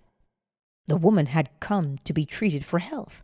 I told her I knew in getting a home of her own, her health would improve, and I added, "I believe your trouble, which is a congestion, has come from having things stored away. Congestion of things causes congestion in the body. You have violated the law of use, and your body is paying the penalty." So I gave thanks that divine order was established in her mind, body, and affairs. People little dream of how their affairs react on the body. There's a mental correspondence for every disease. A person might receive instantaneous healing through the realization of his body being a perfect idea in divine mind, and therefore whole and perfect. But if he continues his destructive thinking, hoarding, hating, fearing, condemning, the disease will return. Jesus Christ knew that all sickness came from sin, but admonished the leper after the healing to go and sin no more, lest a worse thing come upon him. So man's soul, or subconscious mind, must be washed whiter than snow for permanent healing, and the metaphysician is always delving deep for the correspondence. Jesus Christ said, "Condemn not, lest ye also be condemned. Judge not, lest ye be judged." Many people have attracted disease and unhappiness through condemnation of others. What man condemns in others, he attracts to himself. For example, a friend came to me in anger and distress because her husband had deserted her for another woman. She condemned the other woman and said continually she knew he was a married man and had no right to accept his attentions. I replied, "Stop condemning the woman. Bless her and be through with the situation. Otherwise, you are attracting the same thing to yourself." She was deaf to my words, and a year or two later became deeply interested in a married man herself. Man picks up a live wire whenever he criticizes or condemns, and may expect a shock. Indecision is a stumbling block in many a pathway. In order to overcome it, make the statement repeatedly. I am always under direct inspiration. I make right decisions quickly. I am always under direct inspiration. I make right decisions quickly. These words impress the subconscious, and soon one finds himself awake and alert, making his right moves without hesitation. I have found it destructive to look to the psychic plane for guidance, as it is the plane of many minds and not the one mind. As man opens his mind to subjectivity, he becomes a target for destructive forces. The psychic plane is the result of man's mortal thought, and is on the plane of opposites. He may receive either good or bad messages. The science of numbers and the reading of horoscopes keep man down on the mental or mortal plane, for they deal only with the karmic path. I know of a man who should have been dead years ago according to his horoscope, but he is alive and a leader of one of the biggest movements in this country for the uplift of humanity. It takes a very strong mind to neutralize a prophecy of evil. The student should declare, "Every false prophecy shall come to naught. Every plan my Father in heaven has not planned shall be dissolved and dissipated. The divine idea now comes to pass. Every false prophecy shall come to naught. Every plan my Father in heaven has not planned shall be dissolved and dissipated. The divine idea now comes to pass." However, if any good message has ever been given one of coming happiness or wealth, harbor and expect it, and it will manifest sooner or later through the law of expectancy. Man's will should be used to back the universal will. I will that the will of God be done. It is God's will to give every man every righteous desire of his heart, and man's will should be used to hold the perfect vision without wavering. The prodigal son said, "I will arise and go to my father." It is indeed often an effort of the will to leave the husks and swine of mortal thinking. It is so much easier for the average person to have fear than faith. So faith is an effort of the will. As man becomes spiritually awakened, he recognizes that any external inharmony is the correspondence of mental inharmony. If he stumbles or falls, he may know he is stumbling or falling in consciousness. One day a student was walking along the street condemning someone in her thoughts. She was saying mentally, "That woman is the most disagreeable woman on earth," when suddenly 3 Boy Scouts rushed around the corner and almost knocked her over. She did not condemn the Boy Scouts, but immediately called on the law of forgiveness and saluted the divinity in the woman. Wisdom's ways are ways of pleasantness, and all her paths are peace. When one has made his demands upon the universal, he must be ready for surprises. Everything may seem to be going wrong, when in reality it is going right. For example, a woman was told that there was no loss in divine mind. Therefore, she could not lose anything which belonged to her. Anything lost would be returned, or she would receive its equivalent. Several years previously, she had lost $2,000. She had loaned the money to a relative during her lifetime, but the relative had died, leaving no mention of it in her will. The woman was resentful and angry, and as she had no written statement of the transaction, she never received the money. So she determined to deny the loss and collect the $2,000 from the Bank of the Universal. She had to begin by forgiving the woman, as resentment and unforgiveness closed the doors of this wonderful bank. She made this statement: I deny loss. There is no loss in divine mind. Therefore, I cannot lose the $2,000 which belong to me by divine right. As one door shuts, another door opens. I deny loss. There is no loss in divine mind. Therefore, I cannot lose the $2,000 which belongs to me by divine right. As one door shuts, another door opens. She was living in an apartment house which was for sale, and in the lease was a clause stating that if the house was sold, the tenants would be required to move out within 90 days. Suddenly, the landlord broke the leases and raised the rent. Again, injustice was on her pathway, but this time she was undisturbed. She blessed the landlord and said, as the rent has been raised, it means that I'll be that much richer, for God is my supply. As the rent has been raised, it means that I'll be that much richer, for God is my supply. New leases were made out for the advanced rent, but by some divine mistake, the 90 days clause had been forgotten. Soon after, the landlord had an opportunity to sell the house. On account of the mistake, in the new leases, the tenants held possession for another year. The agent offered each tenant $2,000 if he would vacate. Several families moved. 3 remained, including the woman. A month or 2 passed, and the agent again appeared. This time he said to the woman, "Will you break your lease for the sum of $1,500? It flashed upon her. Here comes the $2,000. She remembered having said to friends in the house, "We will all act together if anything more is said about leaving." So her lead was to consult her friends. These friends said, "Well, if they have offered you $1,500, they will certainly give $2,000. So she received a check for $2,000 for giving up the apartment.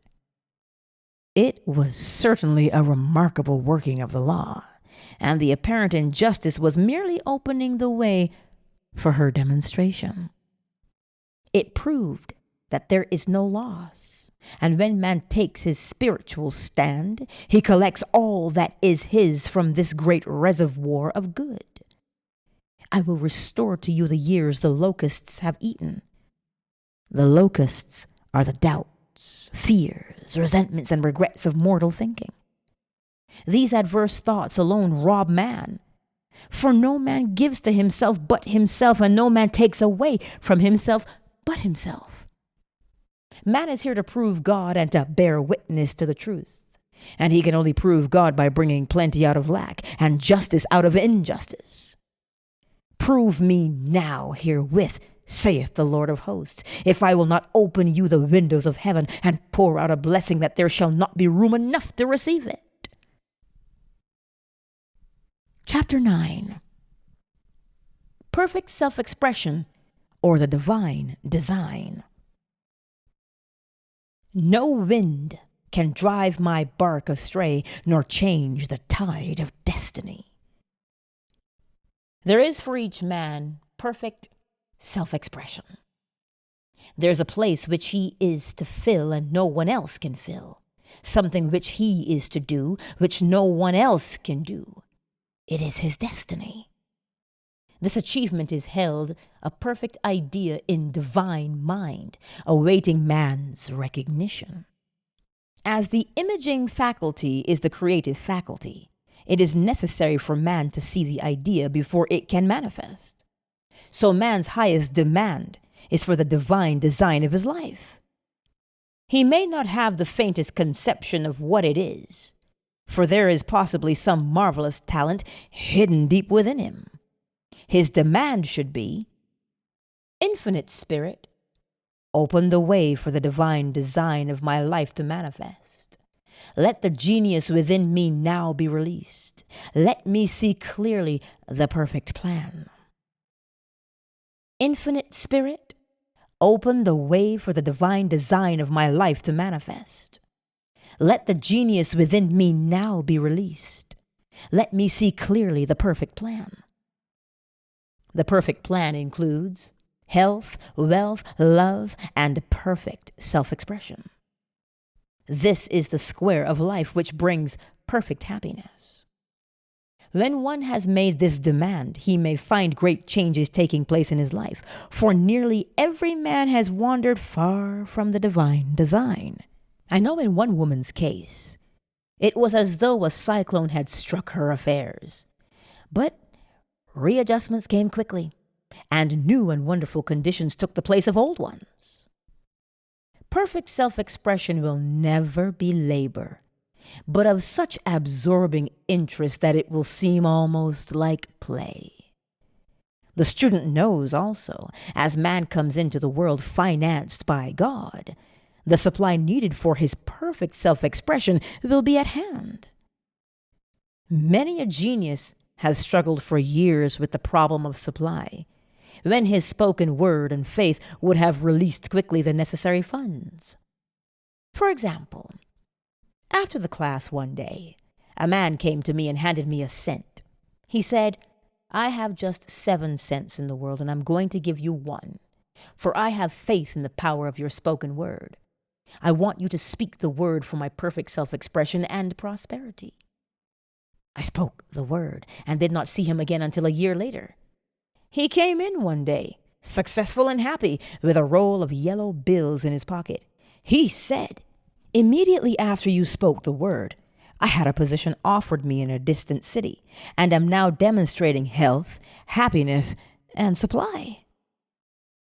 A woman's perfect self-expression may be in becoming a perfect wife, a perfect mother, a perfect homemaker, and not necessarily in having a public career. Demand definite leads, and the way will be made easy and successful. One should not visualize or force a mental picture. When he demands the divine design to come into his conscious mind, he will receive flashes of inspiration and begin to see himself making some great accomplishment. This is the picture or idea he must hold without wavering. The thing man seeks is seeking him. The telephone was seeking Bell. Parents should never force careers and professions upon their children. With a knowledge of spiritual truth, the divine plan could be spoken for early in childhood or prenatally. A prenatal treatment should be, "Let the God in this perfect child have perfect expression. Let the divine design of his mind, body, and affairs be made manifest throughout his life, throughout eternity.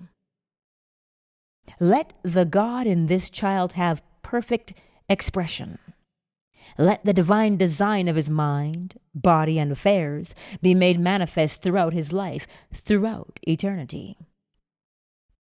God's will be done, not man's. God's pattern, not man's pattern, is the command we find running through all the scriptures, and the Bible is a book dealing with the science of the mind. It is a book telling man how to release his soul or subconscious mind from bondage. The battles described are pictures of man waging war against mortal thoughts. A man's foes shall be they of his own household. Every man is Jehoshaphat, and every man is David, who slays Goliath, mortal thinking, with the little white stone, faith. So man must be careful that he is not the wicked and slothful servant who buried his talent. There's a terrible penalty to be paid for not using one's ability. Often fear stands between man and his perfect self-expression. Stage fright has hampered many a genius. This may be overcome by the spoken word or treatment. The individual then loses all self-consciousness and feels simply that he is a channel for infinite intelligence to express himself through. He is under direct inspiration, fearless and confident, for he feels that it is the Father within him who does the work. A young boy came often to my class with his mother. He asked me to speak the word for his coming examinations at school. I told him to make the statement, "I am one with infinite intelligence. I know everything I should know on this subject. I am one with infinite intelligence. I know everything I should know on this subject." He had an excellent knowledge of history, but was not sure of his arithmetic. I saw him afterwards, and he said, "Well, I spoke the word for my arithmetic and passed with the highest honors, but thought I could depend on myself for history and got a very poor mark." Man often receives a setback when he is too sure of himself, which means he is trusting to his personality and not the Father within. Another one of my students gave me an example of this. She took an extended trip abroad one summer, visiting many countries where she was ignorant of the languages. She was calling for guidance and protection every minute, and her affairs went smoothly and miraculously. Her luggage was never delayed nor lost. Accommodations were always ready for her at the best hotels, and she had perfect service wherever she went. She returned to New York.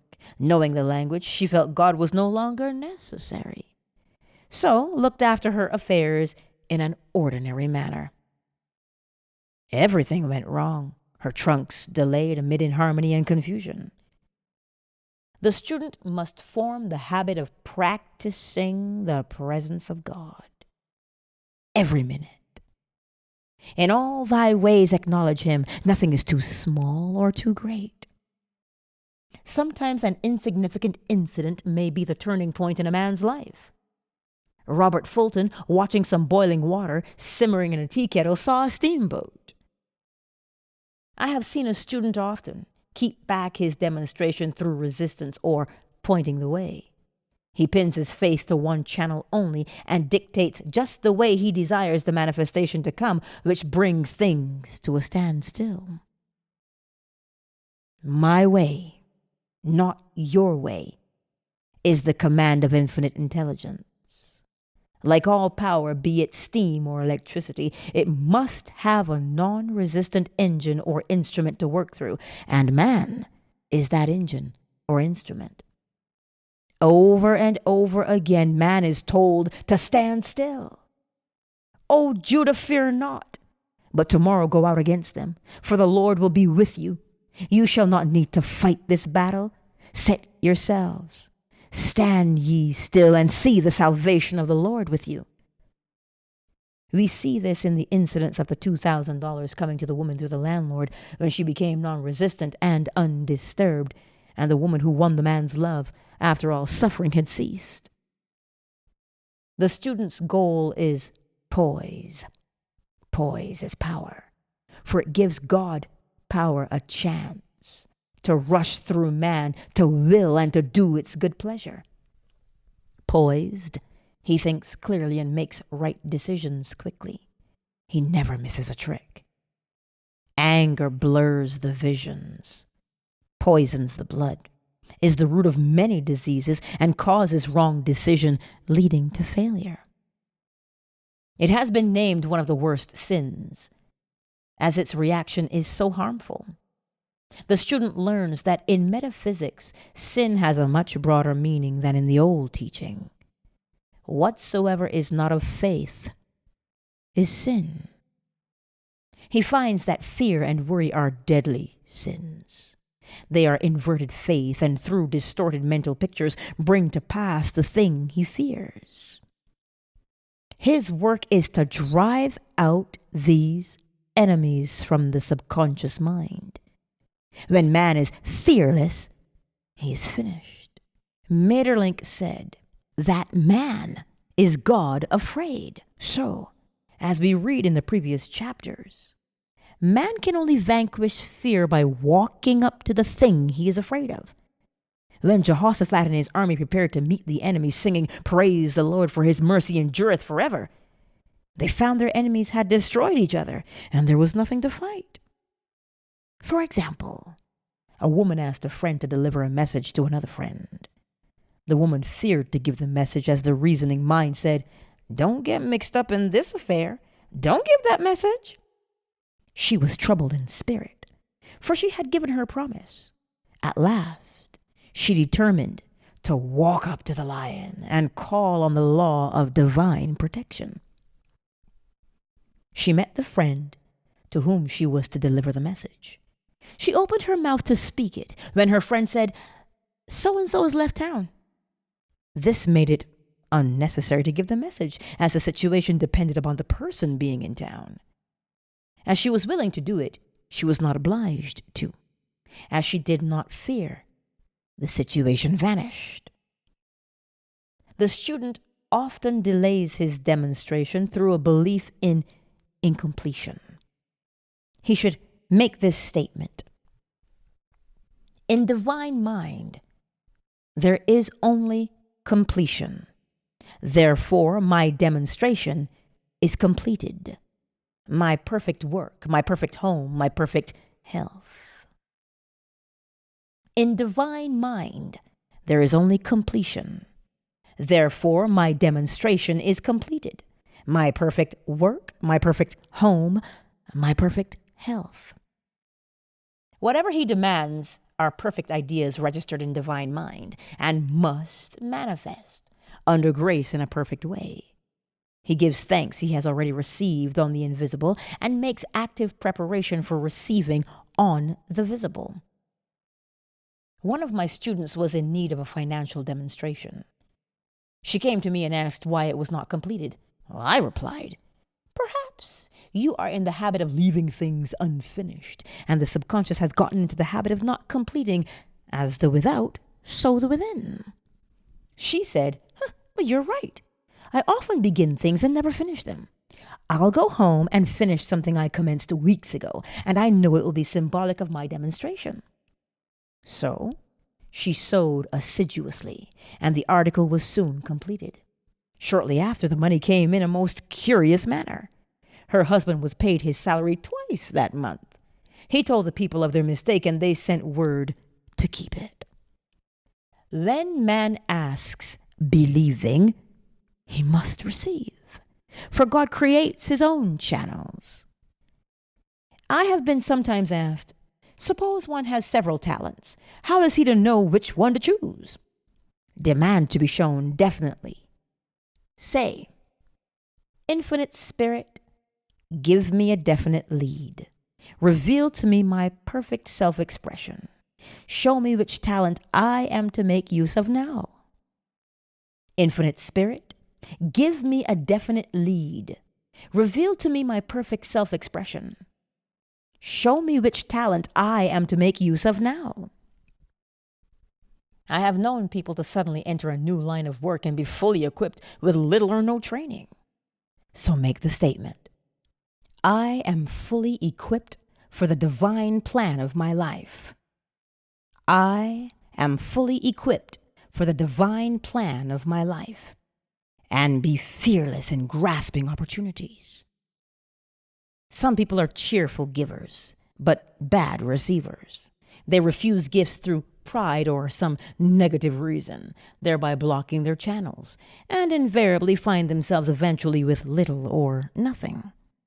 For example, a woman who had given away a great deal of money had a gift offered her of several $1,000s. She refused to take it, saying she did not need it. Shortly after that, her finances were tied up and she found herself in debt for that amount. Man should receive gracefully the bread returning to him upon the water.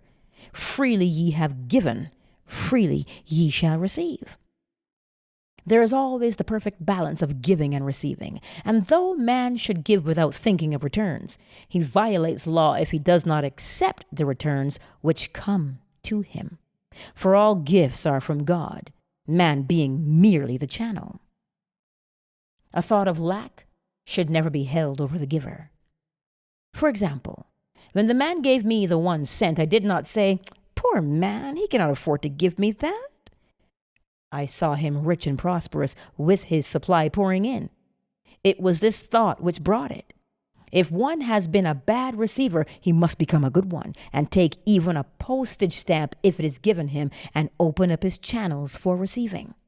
The Lord loveth a cheerful receiver as well as a cheerful giver. I have often been asked why one man is born rich and healthy and another poor and sick. Where there is an effect, there's always a cause. There's no such thing as chance. This question is answered through the law of reincarnation. Man goes through many births and deaths until he knows the truth which sets him free. He is drawn back to the earth plane through unsatisfied desire to pay his karmic debts or to fulfill his destiny. The man born rich and healthy has had pictures in his subconscious mind in his past life of health and riches, and the poor and sick man of disease and poverty. Man manifests on any plane the sum total of his subconscious beliefs. However, birth and death are man-made laws, for the wages of sin is death. The Adamic falling in consciousness through the belief in 2 powers. The real man, spiritual man, is birthless and deathless. He never was born and has never died. As he was in the beginning, he is now and shall ever be. So through the truth, man is set free from the law of karma, sin, and death, and manifests the man made in his image and likeness. Man's freedom comes through fulfilling his destiny, bringing into manifestation the divine design of his life. His Lord will say unto him, "Well done, thou good and faithful servant. Thou hast been faithful over a few things. I will make thee ruler over many things, death itself. Enter thou into the joy of thy Lord, eternal life." Chapter 10. Denials and Affirmations. Thou shalt also decree a thing, and it shall be established unto thee. All the good that is to be made manifest in man's life is already an accomplished fact in divine mind, and is released through man's recognition or spoken word. So he must be careful to decree that only the divine idea be made manifest, for often he decrees through his idle words failure or misfortune. It is therefore of the utmost importance to word one's demands correctly, as stated in a previous chapter. If one desires a home, friend, a position, or any other good thing, make the demand for the divine selection. For example, Infinite Spirit, open the way for my right home, my right friend, my right position. I give thanks it now manifests under grace in a perfect way. Infinite Spirit, open the way for my right home, my right friend, my right position. I give thanks it now manifests under grace in a perfect way. The latter part of the statement is most important. For example, I knew a woman who demanded $1,000. Her daughter was injured and they received $1,000 indemnity, so it did not come in a perfect way. The demand should have been worded in this way. Infinite Spirit, I give thanks that the $1,000, which is mine by divine right, is now released and reaches me under grace in a perfect way. Infinite Spirit, I give thanks that the $1,000, which is mine by divine right, is now released and reaches me under grace in a perfect way. As one grows in a financial consciousness, he should demand that the enormous sums of money which are his by divine right reach him under grace in perfect ways. It is impossible for man to release more than he thinks is possible, for one is bound by the limited expectancies of the subconscious. He must enlarge his expectancies in order to receive in a larger way. Man so often limits himself in his demands. For example, a student made the demand for $600 by a certain date. He did receive it, but heard afterwards that he came very near receiving $1,000, but he was given just 600 as the result of his spoken word. They limited the Holy One of Israel. Wealth is a matter of consciousness. The French have a legend giving an example of this. A poor man was walking along a road when he met a traveler who stopped him and said, "My good friend, I see you are poor. Take this gold nugget, sell it, and you will be rich all your days." The man was overjoyed at his good fortune and took the nugget home. He immediately found work and became so prosperous that he did not sell the nugget. Years passed, and he became a very rich man. One day he met a poor man on the road. He stopped him and said, "My good friend, I will give you this gold nugget, which if you sell will make you rich for life." The mendicant took the nugget, had it valued, and found it was only brass. So we see, the first man became rich through feeling rich, thinking the nugget was gold. Every man has within himself a gold nugget. It is his consciousness of gold, of opulence, which brings riches into his life. In making his demands, man begins at his journey's end. That is, he declares he has already received. Before ye call, I shall answer. Continually affirming establishes the belief in the subconscious. It would not be necessary to make an affirmation more than once if one had perfect faith. One should not plead or supplicate, but give thanks repeatedly that he has received. The desert shall rejoice and blossom as the rose. This rejoicing, which is yet in the desert state of consciousness, opens the way for release. The Lord's Prayer is in the form of command and demand. Give us this day our daily bread, and forgive us our debts as we forgive our debtors. And ends in praise. For thine is the kingdom, and the power, and the glory forever. Amen. Concerning the works of my hands, command ye me. So prayer is command and demand, praise and thanksgiving. The student's work is in making himself believe that with God all things are possible. This is easy enough to state in the abstract, but a little more difficult when confronted with a problem. For example, it was necessary for a woman to demonstrate a large sum of money within a stated time. She knew she must do something to get a realization, for realization is manifestation, and she demanded a lead. She was walking through a department store when she saw a very beautiful pink enamel paper cutter. She felt the pull towards it. The thought came, I haven't a paper cutter good enough to open letters containing large checks. So she bought the paper cutter, which the reasoning mind would have called an extravagance. When she held it in her hand, she had a flash of a picture of herself opening an envelope containing a large check, and in a few weeks she received the money. The pink paper cutter was her bridge of active faith. Many stories are told of the power of the subconscious when directed in faith. For example, a man was spending the night in a farmhouse. The windows of the room had been nailed down, and in the middle of the night he felt suffocated and made his way in the dark to the window. He could not open it, so he smashed the pane with his fist, drew in draughts of fine, fresh air, and had a wonderful night's sleep. The next morning, he found he had smashed the glass of a bookcase, and the window had remained closed during the whole night. He had supplied himself with oxygen simply by his thought of oxygen. When a student starts out to demonstrate, he should never turn back. Let not that man who wavers think that he shall receive anything of the Lord. A student once made this wonderful statement. When I ask the Father for anything, I put my foot down and I say, Father, I'll take nothing less than I've asked for, but more. So man should never compromise. Having done all, stand. This is sometimes the most difficult time of demonstrating. The temptation comes to give up, to turn back, to compromise. He also serves who only stands and waits. Demonstrations often come at the 11th hour because man then lets go. That is, stops reasoning, and infinite intelligence has a chance to work. Man's dreary desires are answered drearily, and his impatient desires long delayed or violently fulfilled.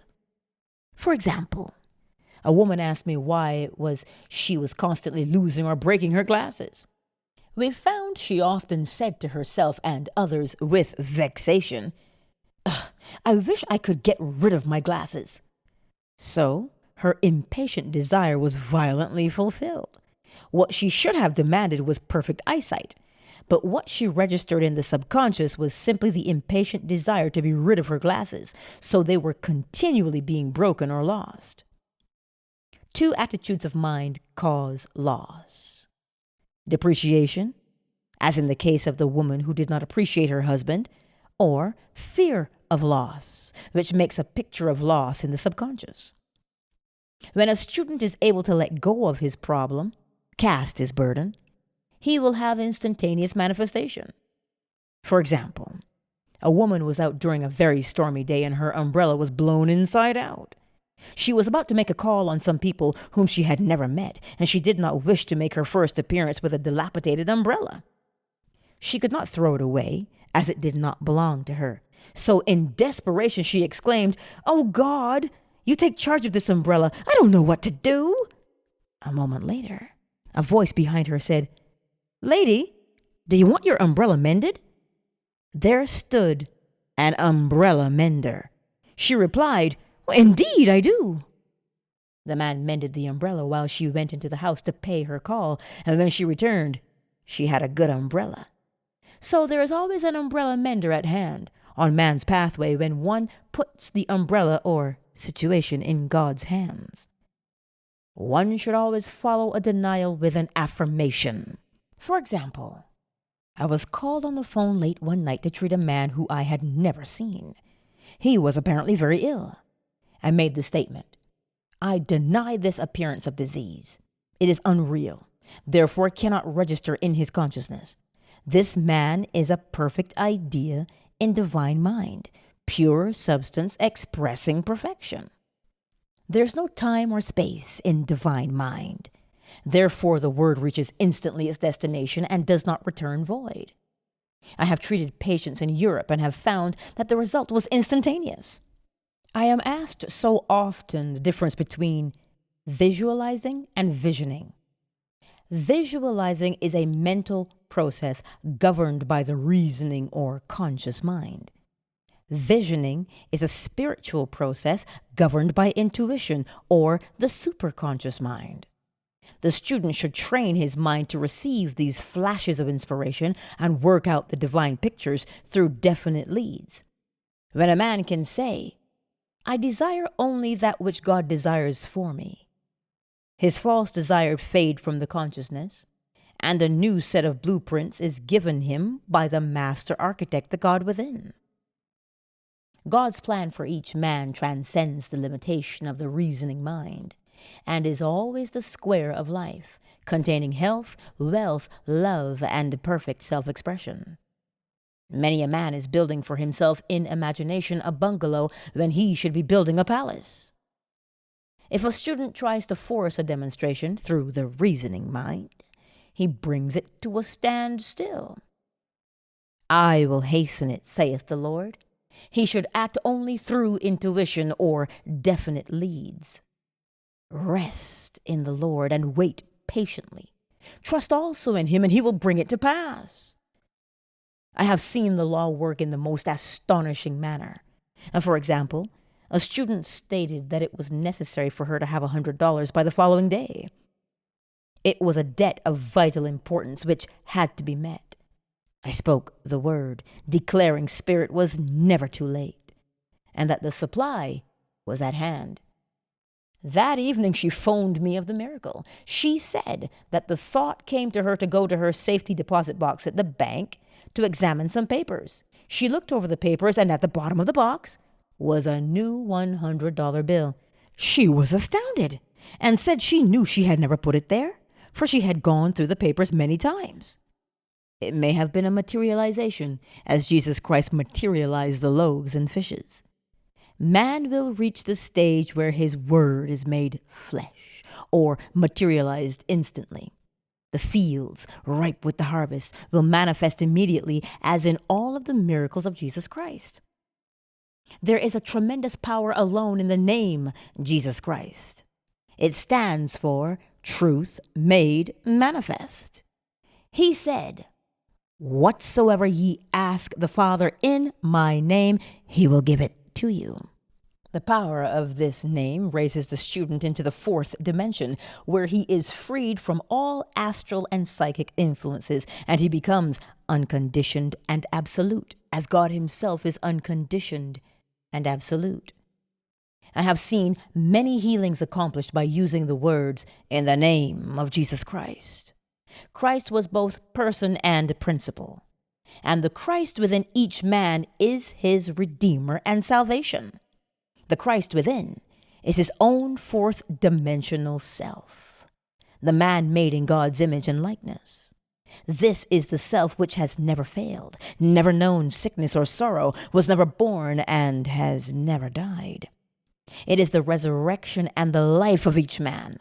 "No man cometh to the Father save by the Son," means that God, the universal, working on the place of the particular, becomes the Christ in man, and the Holy Ghost means God in action.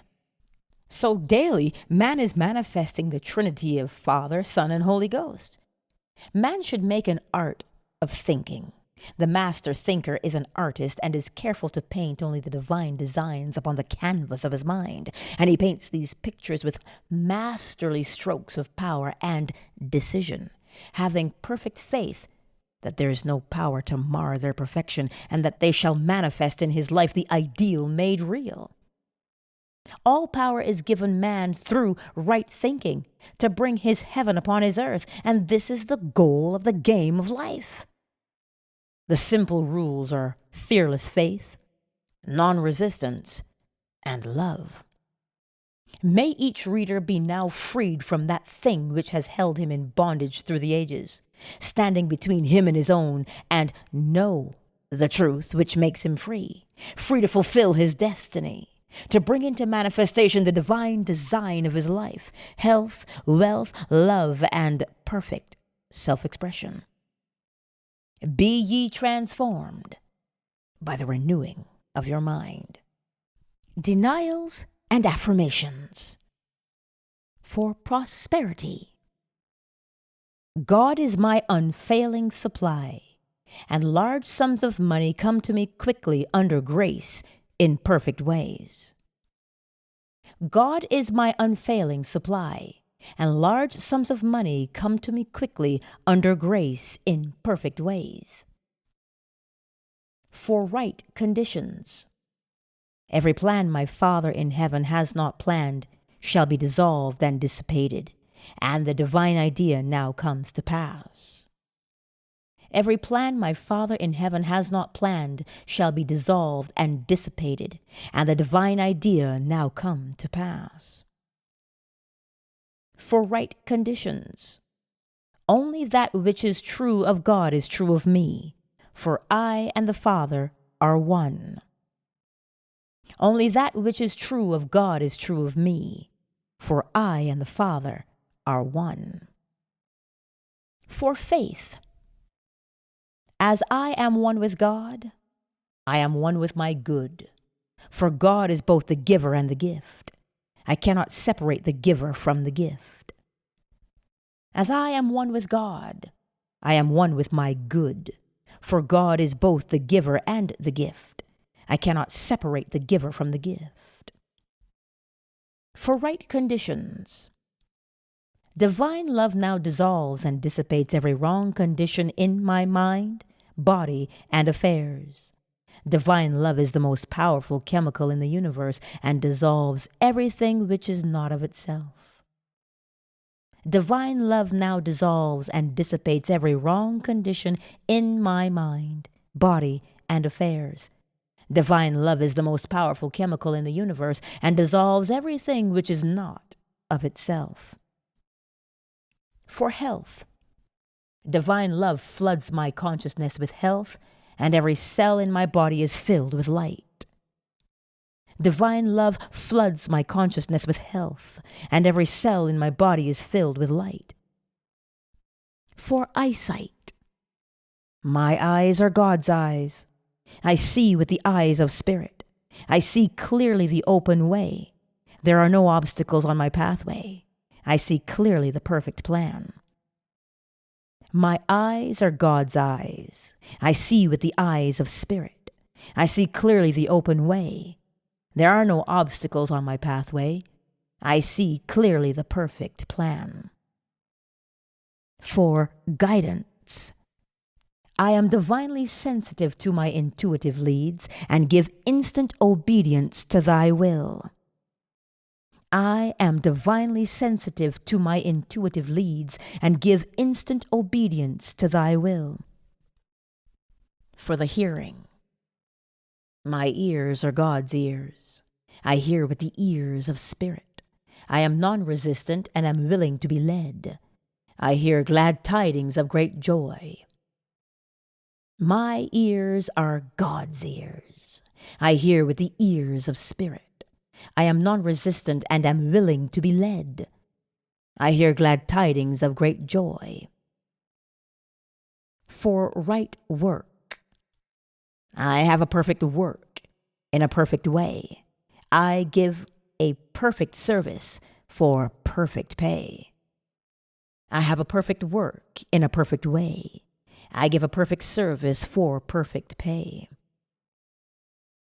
For freedom from all bondage. I cast this burden on the Christ within, and I go free. I cast this burden on the Christ within, and I go free. The end.